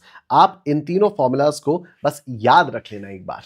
ठीक है, आप इन तीनों फॉर्मूलाज को बस एक बार याद रख लेना, मैं सीधा आप लोगों को क्वेश्चंस के थ्रू बताऊंगा कि कौन सी चीज कैसे आप लोगों को सॉल्व करनी है और कैसे क्या होगा। ठीक है, it's very simple, it's very interesting, और बहुत जल्दी अब हम लोगों का काम यहां पर खत्म होने वाला है, ध्यान से सुनना। In 1980 the net monthly income of the employee was 800 rupees per month. ठीक है, तो 1980 में मंथली इनकम कितनी थी एम्प्लॉय की, 800 rupees per month. Consumer price index number was 160 इन 1980। ठीक है, इट राइजेस टू 200 इन 1984। तो 1980 में consumer price index was 160 and 1984 में इट हैज रिजन टू 200। तो जब कंज्यूमर प्राइस इंडेक्स नंबर 160 था तो इसकी वेजेस कितनी थी, 800 रुपीज पर मंथ थी।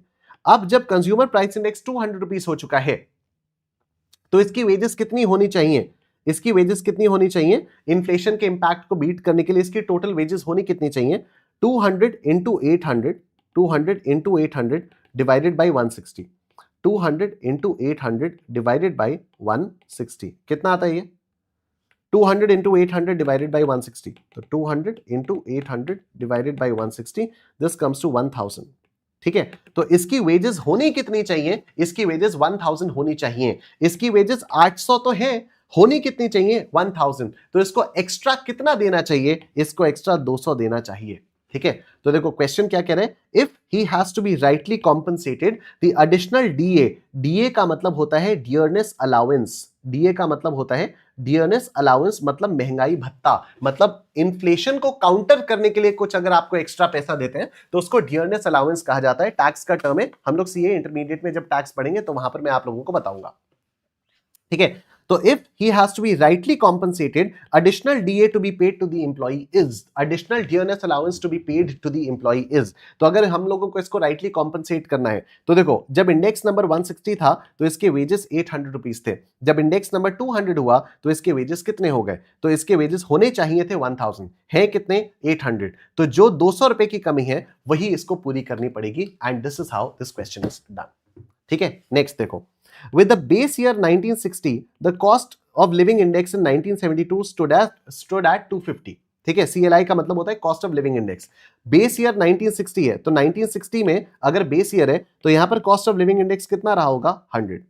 X was getting a monthly salary of 500 rupees in 1960 and 750 rupees in 1972. In 1972, to maintain a standard of living in 1960, X has to receive an extra allowance of, ठीक है, तो देखो जब 1960 में index number 100 था तो इसकी सैलरी कितनी थी, इसकी सैलरी थी 500, लेकिन अब 1972 में जब इंडेक्स नंबर कितना हो गया, इंडेक्स नंबर 250 हो गया, इंडेक्स नंबर जब 250 हो गया तो इसकी सैलरी कितनी होनी चाहिए, तो 250 इंटू 500 डिवाइडेड बाई 100, इसकी सैलरी होनी कितनी चाहिए, इसकी सैलरी होनी चाहिए 1250, इसकी सैलरी होनी कितनी चाहिए 1250, इसकी सैलरी अभी इसको मिल कितनी रही है, इसको 750 रुपीज दिया जा रहा है, इसको 750 रुपीज दिया जा रहा है, लेकिन अगर same standard of living maintain करना है तो अभी और इसको देना पड़ेगा, कितना देना पड़ेगा, इसको अभी 500 रुपए पर मंथ और देना पड़ेगा, ठीक है, इसको 500 रुपए और पर मंथ और देना पड़ेगा। एकदम सिंपल टाइप के क्वेश्चन है ये, ठीक है, और एग्जाम में बहुत पूछे जाते हैं, आप लोग स्कैनर उठा के देख रहे हैं, स्कैनर तो आपको करनी ही करनी है इसके बाद, ठीक है, ये जो हम लोग यहाँ पर कर रहे हैं वन शॉट में पूरा कॉम्प्रिहेंसिव, ठीक है, इसको मैं रिवीजन नहीं बोलूंगा because I am going very very slow, ठीक है, इसको मैं बिल्कुल भी रिवीजन नहीं बोलूंगा because I am going actually very slow, ठीक है, तो जब आप लोग अभी स्कैनर देखोगे तो आपको समझ में आएगा कि इट्स वेरी सिंपल, इसी टाइप के क्वेश्चंस आते हैं। Consumer price index number goes from 110 to 200 and the salary of a worker is also raised from 350 to 500. Therefore, in real terms, to maintain his previous standard of living, he should get an additional amount of. He should get an additional amount of. ठीक है, देखते हैं। जब 110 था तो salary 325 थी, जब index number 110 था तो सैलरी 325 थी, जब इंडेक्स नंबर 200 हुआ तो सैलरी कितनी हो जाएगी, जब इंडेक्स नंबर 200 हुआ तो सैलरी कितनी हो जाएगी, 200 इंटू 325 डिवाइडेड बाई 110, ठीक है, तो 200 इंटू 325 डिवाइडेड बाई 110, तो 200 इंटू 325 डिवाइडेड बाई 110 कितना आता है, let's see, 200 into 325 divided by 110, this comes to 590.91, इसकी सैलरी अभी है कितनी, 500 रुपए है, तो 500 रुपए अगर मैं माइनस करता हूं 90.91 इसको एडिशनली मिलना चाहिए, 90 रुपीज 91 पैसा इसको एडिशनली मिलना चाहिए, यस 90 रुपीज 90 पैसा इसको एडिशनली मिलना चाहिए, ठीक है। नेक्स्ट क्वेश्चन ये देखो, net monthly salary of an employee was 3000 in 1980, consumer price index number in 1985 is 250 with 1980 as the base year, अगर 1980 को बेस ईयर माना जा रहा है तो 1980 का कंज्यूमर प्राइस इंडेक्स 100 रहा होगा, तो मतलब जब कंज्यूमर प्राइस इंडेक्स 100 था तो इसकी सैलरी कितनी थी, इसकी सैलरी 3000 थी, तो अब जब 1985 में कंज्यूमर प्राइस 250 हो गया है, अब जब 1985 में कंज्यूमर प्राइस इंडेक्स 250 हो गया है तो इसकी सैलरी कितनी होनी चाहिए, तो if he has to be rightly compensated then the dearness allowance to be paid to the employee is, तो 250 into 3000, 250 into 3000 divided by 100, 250 into 3000 divided by 100 कितना आता है ये, 250 इंटू 3000 डिवाइडेड बाई 100 ये आता है 7500, ठीक है, सैलरी है कितनी 3000, तो माइनस 3000 करेंगे तो 4500 इसको और मिलना चाहिए, अगर इसको सही तरीके से हमें कॉम्पनसेट करना है तो, ठीक है, सही तरीके से अगर कॉम्पनसेट करना है तो 4500 हमें और देना चाहिए। It's a very simple question, बहुत ही सिंपल टाइप के क्वेश्चंस हैं, वीडियो को आप लोग फटाफट से लाइक कर दो, और इस टाइप के क्वेश्चंस एग्जाम में बहुत आते हैं, आप लोग स्कैनर देखोगे तो आपको पता चलेगा, ठीक है। चलो next, net monthly income of an employee was 800 rupees in 1980, the consumer price index number was 160 in 1980, it rises to 200 in 1984, it rises to 200 in 1984 if he has to be rightly compensated, additional dearness allowance to be paid to the employee is, all right, let's see, तो 1980 में जब index number 160 था तो salary 800 थी, जब 160 था तो salary 800 थी, जब इंडेक्स नंबर बढ़कर 200 हो गया तो इसका जो सैलरी होगी वो कितना होगा, 200 into 800, 200 into 800 divided by 160, 200 into 800 divided by 160, ठीक है, 200 इंटू 800 डिवाइडेड बाई 160, ये क्या हो गया, ये हो गया 1000, तो इसको एक्स्ट्रा कितना मिलना चाहिए था, एडिशनल डियरनेस अलाउंस कितना मिलना चाहिए था, 200 रुपीज, तो 200 तो कहीं है ही नहीं, तो इसीलिए option D is your answer, ठीक है, इसलिए option B is your answer, ठीक है, option B, option D is your answer, ठीक है। नेक्स्ट क्वेश्चन ये देखो, Consumer price index number for 1957 was 330 with 1940 as the base year. तो 1940 का 100 होगा, 1957 का 313 होगा. Average monthly wages in 1957 of the workers into the factory be 160. Their real wages is, ठीक है, तो 1957 की एवरेज वेजेस आपको दी हुई है 160 की. मतलब जब इंडेक्स नंबर 313 है, जब इंडेक्स नंबर 313 है तो 160 है. और अब इन्होंने पूछा है रियल वेजेस. रियल वेजेस का मतलब हमेशा होता है कि जब इंडेक्स नंबर 100 है तो उसके कॉरेस्पॉन्डिंग सैलरी कितनी है. ठीक है, रियल वेजेस का मतलब होता है कि जब इंडेक्स नंबर आपका 100 है तो उसके कॉरेस्पॉन्डिंग आपकी सैलरी कितनी है. That is what is meant by real wages. तो जब इंडेक्स नंबर 100 है तो कितना होगा, 100 इंटू 160 डिवाइडेड बाई 313. ठीक है, 100 into 160 divided by 313. 100 into 160 divided by 313. This is 51.11. 51.11. Option B is your answer. Real wages इसकी 51.11 थी. ठीक है, अब मेरी बात बहुत ध्यान से सुनना आप लोग. ठीक है, अब आप लोग मेरी बात बहुत ध्यान से सुनते रहना. अगले दो क्वेश्चंस कुछ ज्यादा ही इंपॉर्टेंट है. ठीक है, अगले दो क्वेश्चंस जो है वो कुछ ज्यादा ही इंपॉर्टेंट है. देखो, during the certain period the cost of living index goes up from 110 to 200. Cost of living index 110 से 200 चला गया. And the salary of a worker is also raised from 350 मतलब 330 टू 500.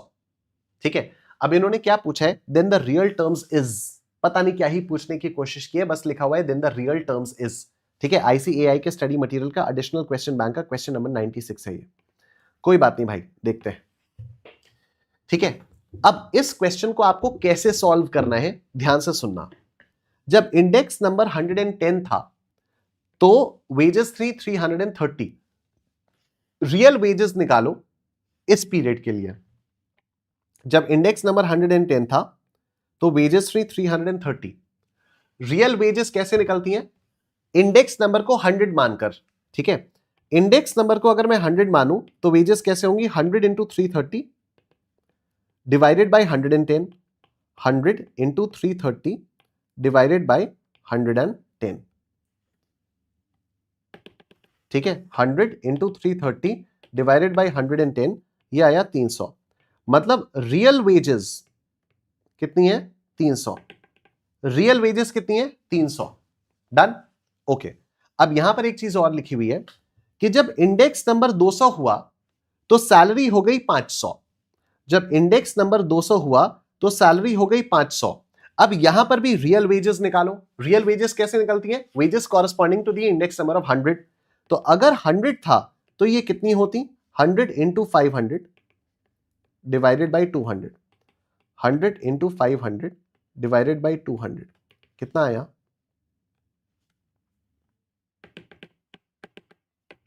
100 इंटू 500 डिवाइडेड बाई 200, ये आ गया 250. ये हुई आपकी रियल वेजेस. आप अब ध्यान से देखो, आप अब ध्यान से देखो हुआ क्या. जब इंडेक्स नंबर 110 था तो वेजेस थी 330. इंडेक्स नंबर बढ़ के 200 हुआ, वेजेस भी बढ़ाकर 500 रुपए कर दी. ऊपर ऊपर से देखने में क्या लग रहा है, हां भाई जैसे जैसे महंगाई बढ़ी वैसे वैसे मेरा काम भी बढ़ा. ठीक है, जैसे जैसे महंगाई बढ़ी तो वैसे वैसे मेरी सैलरी भी बढ़ी, मैं खुश. लेकिन रियल टर्म्स में बात करो, इस समय रियल वेजेस थी 300 रुपए. मतलब इंडेक्स नंबर अगर 100 होता तो हमारे हाथ में 300 रुपए मिलते. और इस समय रियल वेजेस कितनी आई, 250. मतलब अगर इंडेक्स नंबर 100 होता तो हमें 250 रुपए दिए जाते. कहने को तो आपका 330 से 500 कर दिया, लेकिन रियल टर्म्स में आपका 300 से 250 रह गया. कहने को तो 330 से 500 हो गया, लेकिन रियल टर्म्स में 300 से 250 रह गया. यानी 50 रुपए का आपका नुकसान हुआ. ठीक है, यानी 50 रुपए का आपका नुकसान हुआ. क्या ये बात सबको समझ में आ रही है? 50 रुपए का आपका नुकसान हुआ. क्या ये बात सबको समझ में आ रही है? यस यस, 50 रुपीज का आपका नुकसान हुआ. ठीक, तो अगर एग्जाम में एक क्वेश्चन आए तो आपको कैसे करना है, उट पटांग लैंग्वेज लिखी हुई है तो आपको कैसे करना है आपको समझ में आ गया, वेरी गुड. लेकिन अभी पूरा कंक्लूजन पे मत आओ, अगला क्वेश्चन देखो. Look at this next question, ये भी आपकी रूह कंपा देगा। During a certain period the cost of living index goes up from 110 to 200 and the salary of a worker is also raised from 330 to 500. Salary of a worker is also raised from 330 to 500. क्या same figures है? 110 से 200, 330 से 500, 110 से 200, 330 से 500, ठीक है। The worker does not get really any gain. Worker को कोई खास गेन में तो नहीं मिला, रियल में कोई गेन तो उसको मिला नहीं। Real wages of the workers कितने से डिक्रीज हुई? Real wages of the worker कितने से डिक्रीज हुई? आइडियली आपको नहीं लगता कि यहां पर भी 50 रुपए का लॉस आना चाहिए? आइडियली आपको नहीं लगता कि इस वाले क्वेश्चन में भी वही पूछा गया है कि भाई रियल वेजेस कितने से डिक्रीज हुई? तो रियल वेजेस हमने पहले 110 के उस पे निकाली तो ये आया 300, उसके बाद रियल वेजेस हमने 200 पे निकाली तो ये आया 250, तो रियल वेजेस हमारी 50 रुपए का नुकसान हो गया।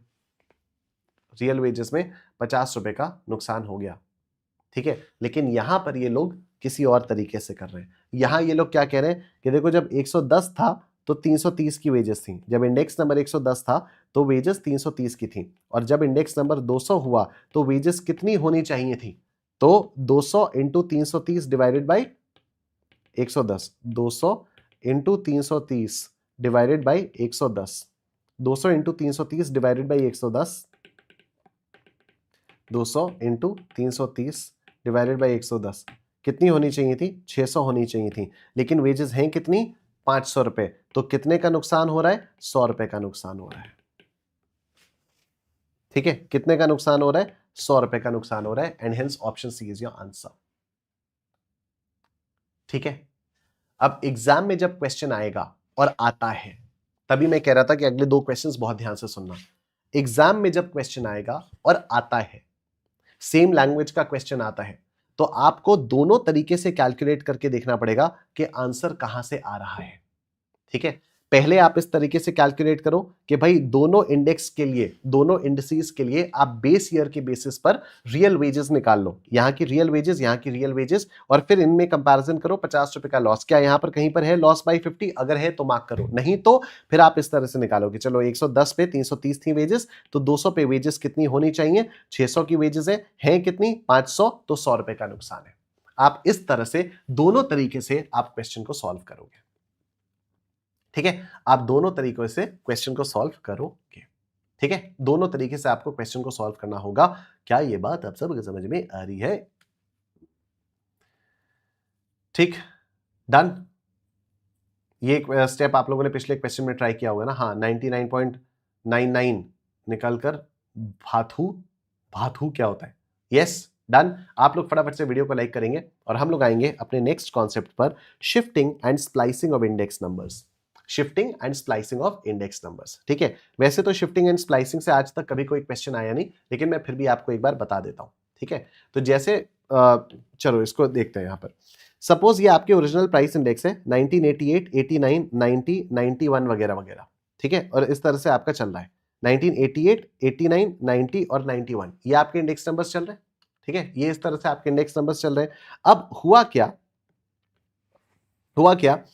बेस ईयर क्या है? बेस ईयर 1988 चल रहा है, ठीक है। बेस ईयर 1988 चल रहा है, राइट। बेस ईयर 1988 चल रहा है। अब अगर मुझे बेस ईयर 1990 बनाना है, अब अगर मुझे बेस ईयर 1990 बनाना है तो फिर क्या होगा, ठीक है। तो देखो 1990 अभी 140 है, तो 1991 इज 147, ठीक है।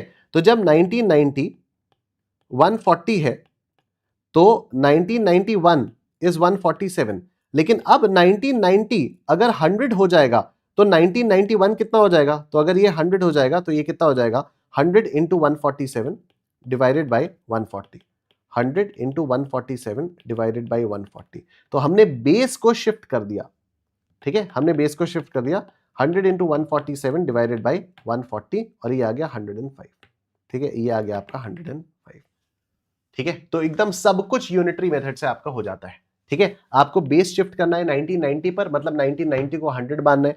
तो 91 का ये 147 क्यों आया? इसलिए आया क्योंकि 1990 में 140 था, ठीक है। तो जब 1990 को 100 मान लेंगे तो 91 का कितना आ जाएगा? सिंपल, एकदम सिंपल, ठीक है।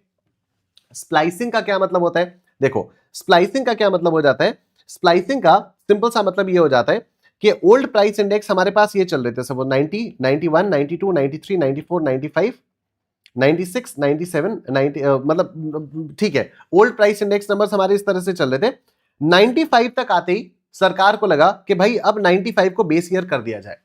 सरकार को लगा कि अब 95 को बेस ईयर कर दिया जाए, 95 को बेस ईयर कर दिया जाए, और 95 को बेस ईयर मानते हुए ये हमारे इंडेक्स नंबर्स आए, ये हमारे इंडेक्स नंबर्स आए, 95 को बेस ईयर मानते हुए ये हम लोगों के इंडेक्स नंबर्स आए, ठीक है। लेकिन अब अगर किसी को 95 का कंपैरिजन करना है, या सपोज आपको किसी को 96 का कंपैरिजन 1990 से करना है, तो क्या 96 के लिए 1990 का कोई नंबर है हमारे पास? है ही नहीं। 96 के लिए 1990 का कोई नंबर हमारे पास है नहीं। तो हम क्या करेंगे, ये जो पुराने नंबर्स थे इनको और पीछे पीछे लेते हुए जाएंगे। कैसे? देखो, जब 95 का 114.2 था तो 94 का था 111.9, ठीक है। जब 95 का 114.2 था, जब 95 का 114.2 था, तो 94 का कितना था? 94 का था 111.9, ठीक है। अब इसका 100 हो गया है, तो इसका कितना होगा? 100 into this divided by this, तो 100 इंटू 119, 111.19, सॉरी 111.9 अपॉन 114.2, कितना आ रहा है ये कितना आ रहा है?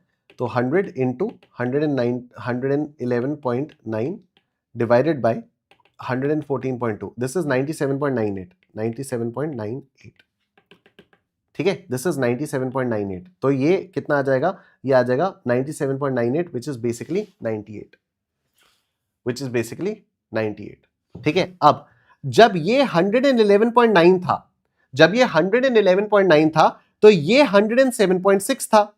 मतलब जब 1994 111.9 था,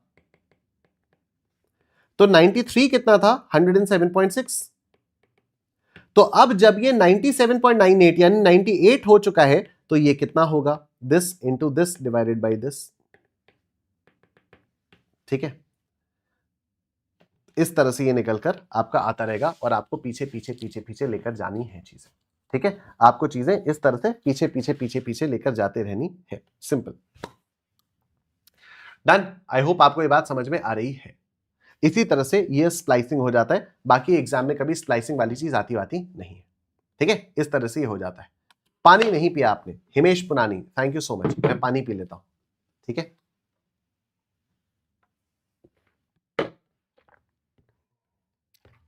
और उसके बाद अब हमारे पास लास्ट टॉपिक आ गया है, ठीक है। अब हमारे पास लास्ट टॉपिक आ गया है, और वो जो लास्ट टॉपिक है, वो जो हमारे पास लास्ट टॉपिक है, वो है टेस्ट ऑफ एडिक्वेसी। और टेस्ट ऑफ एडिक्वेसी से एक ऐसा अटेम्प्ट नहीं गया है जिसमें टेस्ट ऑफ एडिक्वेसी से क्वेश्चंस नहीं आए। एक ऐसा अटेम्प्ट नहीं गया है जिसमें टेस्ट ऑफ एडिक्वेसी से क्वेश्चंस नहीं आए। हम लोग इसको करेंगे, लेकिन एक 5 मिनट के छोटे से ब्रेक के बाद, ठीक है। तो we will resume in 5 minutes. We will resume in 5 minutes. Take a break.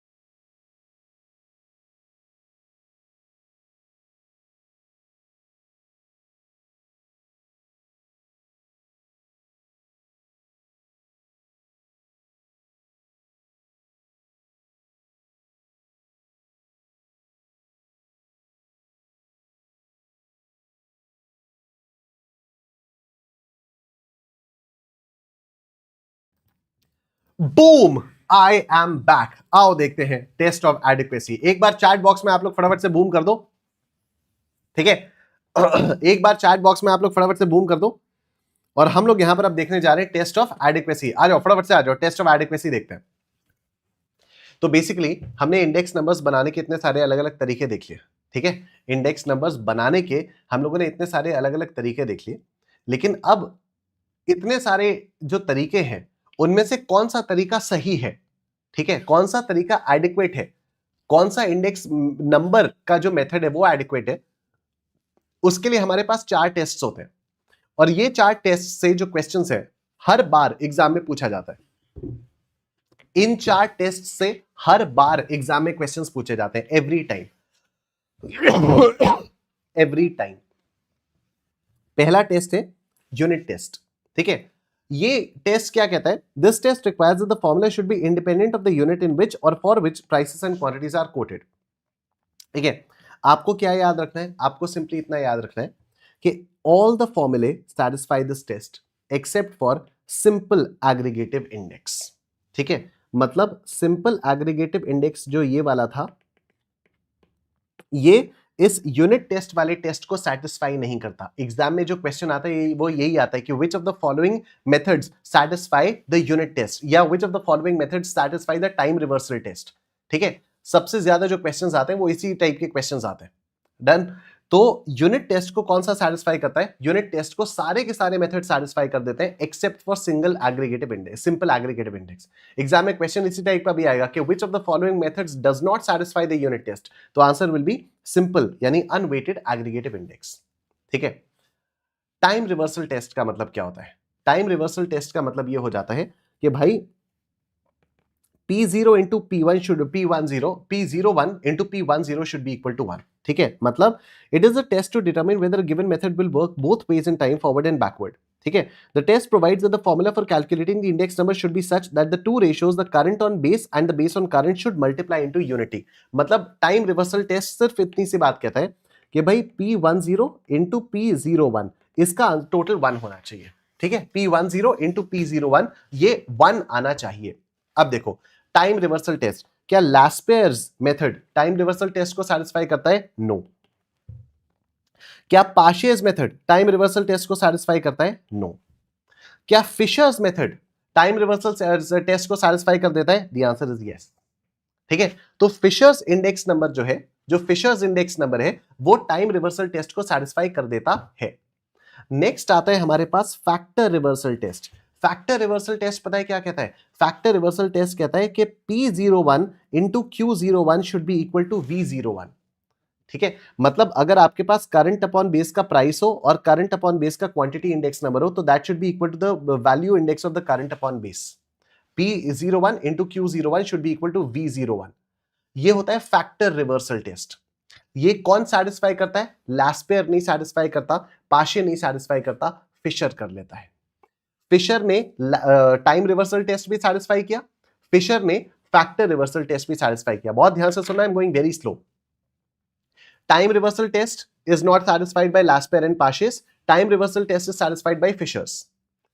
Factor reversal test is also not satisfied by Laspeyres and Paasche, factor reversal test is also satisfied by Fisher's. तो Fisher's index number जो है वो time reversal test और factor reversal test दोनों को satisfy कर लेता है, इसलिए फिशर्स इंडेक्स नंबर को कहा जाता है फिशर्स आइडियल इंडेक्स नंबर, ठीक है। इसलिए फिशर्स इंडेक्स नंबर को फिशर्स आइडियल इंडेक्स नंबर भी कहा जाता है, ठीक है। क्योंकि फिशर्स मेथड जो होता है वो लैस्पेयर और पाशे, लैस्पेयर और सॉरी फिशर्स इंडेक्स जो होता है वो टाइम रिवर्सल और फैक्टर रिवर्सल दोनों को सैटिस्फाई करता है, इसलिए इसको फिशर्स आइडियल इंडेक्स नंबर भी कहा जाता है। Done. Therefore, Fisher's method satisfies this test as well. While selecting an appropriate index formula, the time reversal test and the factor reversal test are considered necessary in testing consistency. Since Fisher's index number satisfies both these tests, time reversal as well as factor reversal, it is called an ideal index number. ठीक है। उसके बाद एक होता है circular test. Circular test basically time reversal test का ही थोड़ा सा एक्सपेंशन है, ठीक है। टाइम रिवर्सल टेस्ट में ये क्या होता था कि P01 into P10 should be equal to 1। अब इसने थोड़ा सा और घुमाया, इसने कहा P01 into P12 into P20 should be equal to 1। तो इसने पूरा सर्कल घुमा दिया और इसने कहा कि सर्कुलर टेस्ट सैटिस्फाई करके बताओ तो माने। ठीक है, अब सर्कुलर टेस्ट ना तो लास्ट पेयर सेट सैटिस्फाई करता है, ना पाशेस सैटिस्फाई करता है, ना ही फिशर्स सैटिस्फाई करता है। देखो मैं आपको ना सर्कुलर का एक और चीज भी बता देता हूं। P01 का मतलब क्या हो गया? P1 upon P0। P12 का मतलब क्या हो गया? P2 upon P1। और P20 का मतलब क्या हो गया? P0 upon P2। ठीक है, तो सर्कुलर टेस्ट सिर्फ इतनी सी बात करता है कि भाई सब कुछ कट कुटा के 1 आ जाना चाहिए, सब कुछ कट कुटाकर 1 आ जाना चाहिए। ठीक है, तो ये वाला जो टेस्ट होता है सर्कुलर टेस्ट, ना तो लास्ट पेयर सैटिस्फाई करता है, ना तो पाशे सैटिस्फाई करता है, और फिशर्स आइडियल इंडेक्स भी सर्कुलर सैटिस्फाई नहीं करता। एग्जाम में बहुत बार ये क्वेश्चन आ चुका है, स्कैनर उठाकर देखना आपको पता चलेगा, बहुत बार एग्जाम में एक क्वेश्चन आया है कि which of the following index numbers satisfies the circular test. Circular test कौन सैटिस्फाई करता है? तो simple geometric mean of price relatives किया था हम लोगों ने, आज ही हम लोगों ने किया है। Geometric mean of price relatives and weighted aggregative with fixed weights meet this test। तो ये दो नंबर्स, ये दो मेथड्स आपको याद रखने, बहुत आता है क्वेश्चन सर्कुलर टेस्ट के ऊपर, और यही आता है कि Fisher's ideal index does not satisfy which of the following tests. तो time reversal, factor reversal, circular, और none of these. Circular is the answer. Scanner में देखना बार बार ये टाइम, ये इससे बहुत क्वेश्चंस आते हैं। ठीक है, which of the following method satisfies the circular test? तो simple geometric mean of price relatives and weighted aggregative with fixed weights, ये आपको याद रखना होगा। क्वेश्चन देखो, if the 1970 index with the base 1965 is 200 and the 1965 index with base 1960 is 150, then the index of 1970 with base 1960 will be what?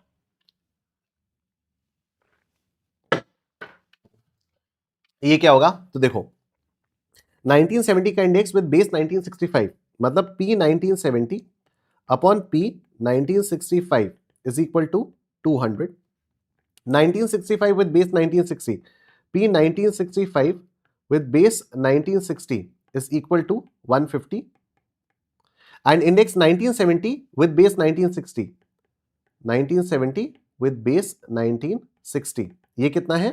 ये हम लोगों को फाइंड आउट करना है, ये हम लोगों को फाइंड आउट करना है। ठीक है, हम लोग करते हैं फाइंड आउट। देखो सर्कुलर टेस्ट के मुताबिक क्या होगा, हमें क्या क्या दिया हुआ है? P 1970 by 1965 दिया हुआ है, P 1965 by P 1970 by 1965 1970 1965 ये दिया हुआ है कितना? 200, और 1965 by 1960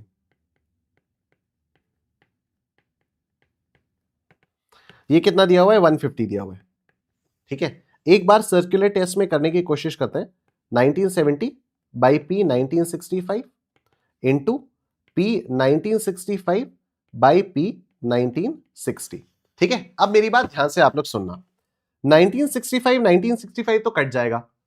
अगर मुझे 1970 को काटना है तो मुझे डिनोमिनेटर में 1970 चाहिए। ठीक है, और अगर मुझे 1960 को काटना है तो मुझे यहां पर न्यूमरेटर में 1960 चाहिए, and this should be equal to 1। ठीक है, this should be equal to 1। Done? I hope ये वाली बात आपको समझ में आ रही है कि P 1970 बाई 1 P 1965 तो हम लोगों को यहां पर दिया हुआ है, P 1965 बाई 1960 भी हम लोगों को दिया हुआ है। ठीक है, तो यहां पर अच्छा, और ये 1 नहीं, फिर मैं इसको 100 मान लेता हूं ना, क्योंकि ये 200 और 150 है तो 100 के टर्म्स में चल रहा है, तो इसको 100 मान लेता हूं। तो P 1970 बाई 1965 इज 200, ये आ गया 200 इंटू P 1965 बाई 1960 ये आ गया 150, ये आ गया 150 into P 1960 by P 1970 is equal to 100। I hope आपको समझ में आ रहा है कि ये मैंने क्यों निकाला, ये कैसे आया। ये कैसे आया? क्योंकि सर्कुलर टेस्ट सैटिस्फाई करना ही करना है। ठीक है, इंडेक्स नंबर कोई भी होगा, सर्कुलर टेस्ट सैटिस्फाई करेगा ही करेगा। तो 1965 और 1965 तो यहां पर कट जा रहे थे, लेकिन 1970 को काटने वाला कुछ नहीं था, तो डिनोमिनेटर में मुझे 1970 चाहिए था। 1960 को काटने वाला कुछ नहीं था, तो न्यूमरेटर में मुझे 1960 चाहिए था। ठीक है, अब मैंने 1970 बाई 1965 की जगह 200 भर दिया, 1965 बाई 1960 की जगह मैंने 150 भर दिया। मुझे करना क्या है? इससे मेरे पास क्या आ जाएगा? इससे मेरे पास ये आ जाएगा, देखो P 1960 upon P 1970 is equal to 100 upon 200 into 150, ये आ जाएगा मेरे पास। ठीक है, मेरे पास ये आ जाएगा कि 100 अपॉन 200 इंटू 150, मेरे पास ये वाली चीज आ जाएगी 100 अपॉन 200 इंटू 150। मुझे निकालना क्या है, 1970 बाई 1960 निकालना है। आ क्या रहा है, 1960 बाई 1970 आ रहा है, तो सिंपली आप इसको रिवर्स कर दो ना, तो ये हो जाएगा P 1970 अपॉन P 1960। क्या आ गया, 200 इंटू 150 अपॉन 100, 0 0 0 0, 15 2 30, 30 और एक 0 और, तो 300 इज योर आंसर। ठीक है, 300 is your answer, option B is your answer. Option B आपके पास आंसर यहां पर आ गया है। आई एम श्योर सबके समझ में आ गया। बोलो स्टैंड फॉरएवर, बोलो स्टैंड फॉरएवर। आओ, हम लोगों का चैप्टर कंप्लीट हो चुका है, कुछ मिसलेनियस क्वेश्चंस हैं, आओ फटाफट से देखते हैं। When the cost of tobacco was increased by 50%, अच्छा ये वाला जो क्वेश्चन है ना, when the cost of tobacco was increased by 50%, ये सितंबर 25 में या फिर मई 25 में भी आया हुआ है। ठीक है, एग्जैक्टली सेम क्वेश्चन नहीं आया हुआ है, थोड़ी बहुत फिगर्स ऊपर नीचे करके आया हुआ है। ठीक है, तो देखो, when the cost of tobacco was increased by 50%, a certain hardened smoker मतलब इसको पीना ही पीना है, सुट्टा मारना ही मारना है, who maintained his formal scale of consumption, जो कह रहा है कि यार टोबैको का प्राइस 50% से बढ़े, 500% से बढ़े, मुझे जितनी सिगरेट चाहिए उतनी सिगरेट चाहिए। ठीक है, तो देखो, when the cost of tobacco was increased by 50%, जब कॉस्ट ऑफ टोबैको 50% से बढ़ गया, a certain hardened smoker who maintained his formal scale of consumption said that the rise had increased his cost of living by 5%। ठीक है, तो अब अगर सुट्टा 50% से ज्यादा बढ़ा तो इसने 50% ज्यादा देना शुरू कर दिया, तो इसका कॉस्ट ऑफ लिविंग 5% से बढ़ गया। अब सवाल ने क्या पूछा है, before the change in price the percentage of his cost of living was due to buying tobacco is. इतनी घटिया लैंग्वेज में लिखा है, मैं आपको बता नहीं सकता। ये बेसिकली पूछना क्या चाह रहे हैं, ये पूछना चाह रहे हैं कि जो सुट्टा मारता है, सुट्टा इसकी कॉस्ट ऑफ लिविंग इंडेक्स का कितना परसेंट है। This is basically what they want to ask. They want to ask his cost of living, they want to ask what percentage of his cost of living is his tobacco consumption, कि tobacco consumption इसकी cost of living का कितना percent है। ठीक है, तो एक काम करते हैं, let x be the cost of consumption, let x be the cost of living index, x be the cost of living index and y be the tobacco price, y be the tobacco price। ठीक है, cost of living index कितने से बढ़ी, 5% से बढ़ गई। ठीक है, कॉस्ट ऑफ लिविंग इंडेक्स 5% से बढ़ गई, तो इसमें इंक्रीज कितना हुआ, अच्छा increase in cost of living index will be equal to the increase in tobacco price obviously. ठीक है, कॉस्ट ऑफ लिविंग इंडेक्स का जो इंक्रीज होगा वो टोबैको प्राइस का भी तो इंक्रीज के बराबर होगा ना, क्योंकि उसने अपना सुट्टे मारने का स्केल तो सेम रखा। तो increase in cost of living index is equal to increase in tobacco price. ठीक है, तो कॉस्ट ऑफ लिविंग इंडेक्स में कितना इंक्रीज हुआ, 5% का, तो मतलब 0.05x, और टोबैको प्राइस में कितना इंक्रीज हुआ, 50% का, यानी 0.5y। अब मुझे जानना है कि टोबैको प्राइस इसके कॉस्ट ऑफ लिविंग इंडेक्स का कितना है, मतलब मुझे y अपॉन x इंटू 100, मतलब मुझे y अपॉन x इंटू 100 चाहिए। ठीक है, मुझे क्या चाहिए, y अपॉन x इंटू 100 चाहिए। तो y अपॉन x ना कि कॉस्ट या फिर चलो आप इसको और थोड़ा सा देखो कि x परसेंटेज ऑफ, नहीं x परसेंटेज नहीं, मैं कह रहा हूं z upon 100, let's say z is the percentage of the cost of living index which is equal to the tobacco price. तो z upon 100 into cost of living index is equal to tobacco price. Done, इतनी सी बात है। तो z upon 100, तो z क्या आएगा, z आएगा हमारे पास z will be tobacco price upon cost of living index into 100, यही तो आएगा। z अपॉन 100 मतलब कॉस्ट ऑफ लिविंग इंडेक्स का कितना परसेंटेज टोबैको प्राइस है। ठीक है, कॉस्ट ऑफ लिविंग इंडेक्स का कितना परसेंटेज टोबैको कंजम्पशन है। तो z अपॉन 100, z क्या हो गया, percentage of cost of living index, तो z परसेंट ऑफ, मतलब let the percentage of tobacco price of cost of living index be equal to z। तो z percent of cost of living index is equal to tobacco price, तो ये आ गया z upon 100 into cost of living index is equal to tobacco price. तो z की value आ गई tobacco price upon cost of living index into 100, तो ये वही है ना, y अपॉन x इंटू 100, ये हमें फाइंड आउट करना है। ठीक है, तो अब y अपॉन x इंटू 100 ये क्या हो गया, 0.05x, 0.05x is equal to 0.5y, 0.5y, ठीक है। तो ये आ जाएगा 0.05 upon 0.5 is equal to y upon x। तो 0.05 अपॉन 0.5 इंटू 100, तो y अपॉन x इंटू 100 हमें फाइंड आउट करना है, तो आएगा 0.05 अपॉन 0.5 इंटू 100। ये सेम क्वेश्चन थोड़ा सा चेंज करके, क्योंकि ये तो सुट्टा है, तो जो क्वेश्चन आया था एग्जाम में या तो मई 25 में आया था, सितंबर 25 में आया था, तो ये उसका था कॉफी वॉफी से रिलेटेड कुछ था। तो 0.05 डिवाइडेड बाई 0.5 इंटू 100 कितना आ रहा है? 10%, ठीक है, 10%, दिस इज 10%, ठीक है। तो बस लैंग्वेज बहुत अजीब सी लिखी हुई है कि before the change in price the percentage of his cost of living was due to buying tobacco is, ठीक है। तो 10%, option C is your answer, ठीक है। ऑप्शन सी जो है ये आपका आंसर यहां पर आ रहा है, ठीक है। बाकी के जो क्वेश्चंस है उसको आप लोग छोड़ सकते हो, उसको आपको करने की कोई और जरूरत नहीं है। जो थोड़े बहुत इधर उधर के क्वेश्चंस है you can just skip them. बाकी आप लोग स्कैनर से बाकी के क्वेश्चंस की प्रैक्टिस कर सकते हो, ठीक है। बाकी आप लोग स्कैनर से बाकी क्वेश्चंस की प्रैक्टिस करोगे तो डू परचेज अ स्कैनर, और स्कैनर से आपको क्वेश्चंस की प्रैक्टिस करनी है, ठीक है। चलो, thank you so much everyone, take care, I hope you guys enjoyed this session. पूरा हम लोगों ने डिटेल रिवीजन किया है, 3 घंटे हो चुके हैं हम लोगों को, एंड आई होप आप लोगों को भी इसका इतना ही फायदा मिला होगा जितना मुझे लगा है। वीडियो के डिस्क्रिप्शन में आप लोग नोट्स वगैरह के लिंक्स देख लेना, तो नोट्स आपको वहां से मिल जाएंगे। I will see you guys later, now take care.